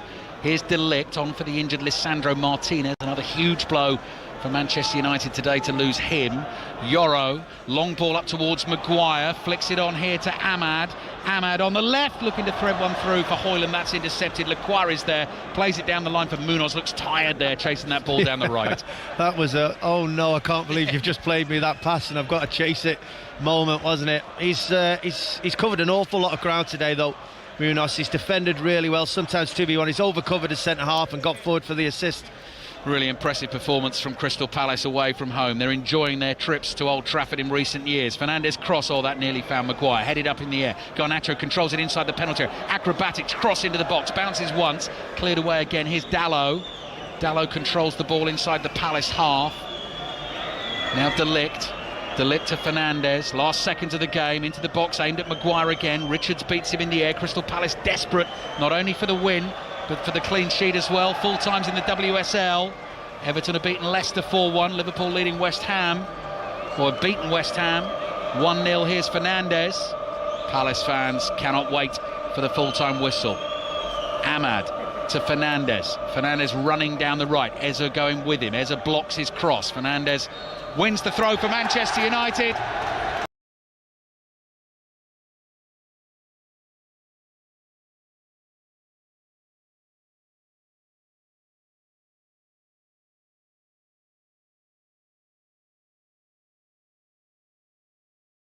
But that is that at Old Trafford for today. And Manchester United have been beaten at home for the 7th time in the league this season. They've still not won back-to-back games in the Premier League, undone by a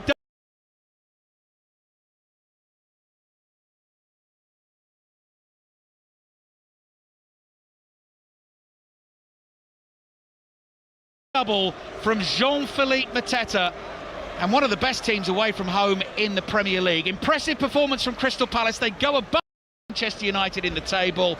And again, Leon, we were saying it in the second half, just when you think Manchester United are making progress, played well in Bucharest on Thursday night. Not impressive again today. Neither centre forward started. Kobbie Mainoo through the middle. Couldn't break down Crystal Palace. They've lost another Premier League game. Yeah, I mean, Manchester United was saying it's 2 steps forward and 2 steps back, but you know, their impressive moments are in European football against teams that you'd expect them to beat, the teams that they're supposed to be a lot better than, considering where the Premier League is at. When you come back and they play in the Premier League, it's difficult for them. They're not at the standard that a number of other teams are. And Crystal Palace, right from seeing the teams before the game, I looked and thought, fancy Crystal Palace to win this game, even here at Old Trafford, and that's the way it turned out to be. Manchester United couldn't quite get their heads and the understanding around the new system they're trying to play with Kobbie Mainoo as a false 9, with Amad and Garnacho either side of it. Crystal Palace worked it out quite quickly, grew into the game, and they'll be delighted with the way they were able to use Eze from the bench and just give him half an hour. He came on and made a big difference for Crystal Palace, and they thoroughly deserve to win the game. Where Manchester United going from here, I'm not so sure. Crystal Palace move above Manchester United in the Premier League table, a point beneath Brentford, who've lost at home to Tottenham today and have won on 4 of their last 6 visits to Old Trafford. It is the Palace fans you can hear singing away in the background, and I'm just going to repeat that stat from the first half as well. So it's the first time since the early 80s, between 1981 and 83, that Manchester United have gone 4 consecutive league games against an individual opponent without scoring. Crystal Palace have kept them out again. Mateta's double has won it. Manchester United 0, Crystal Palace 2. I've got another stat for you as well, guys, as I watch Ruben Amorim kind of half-heartedly applauding with his head down at Old Trafford. Jose Mourinho, home defeats in the league as Man United manager 4. Ole Gunnar Solskjaer 6.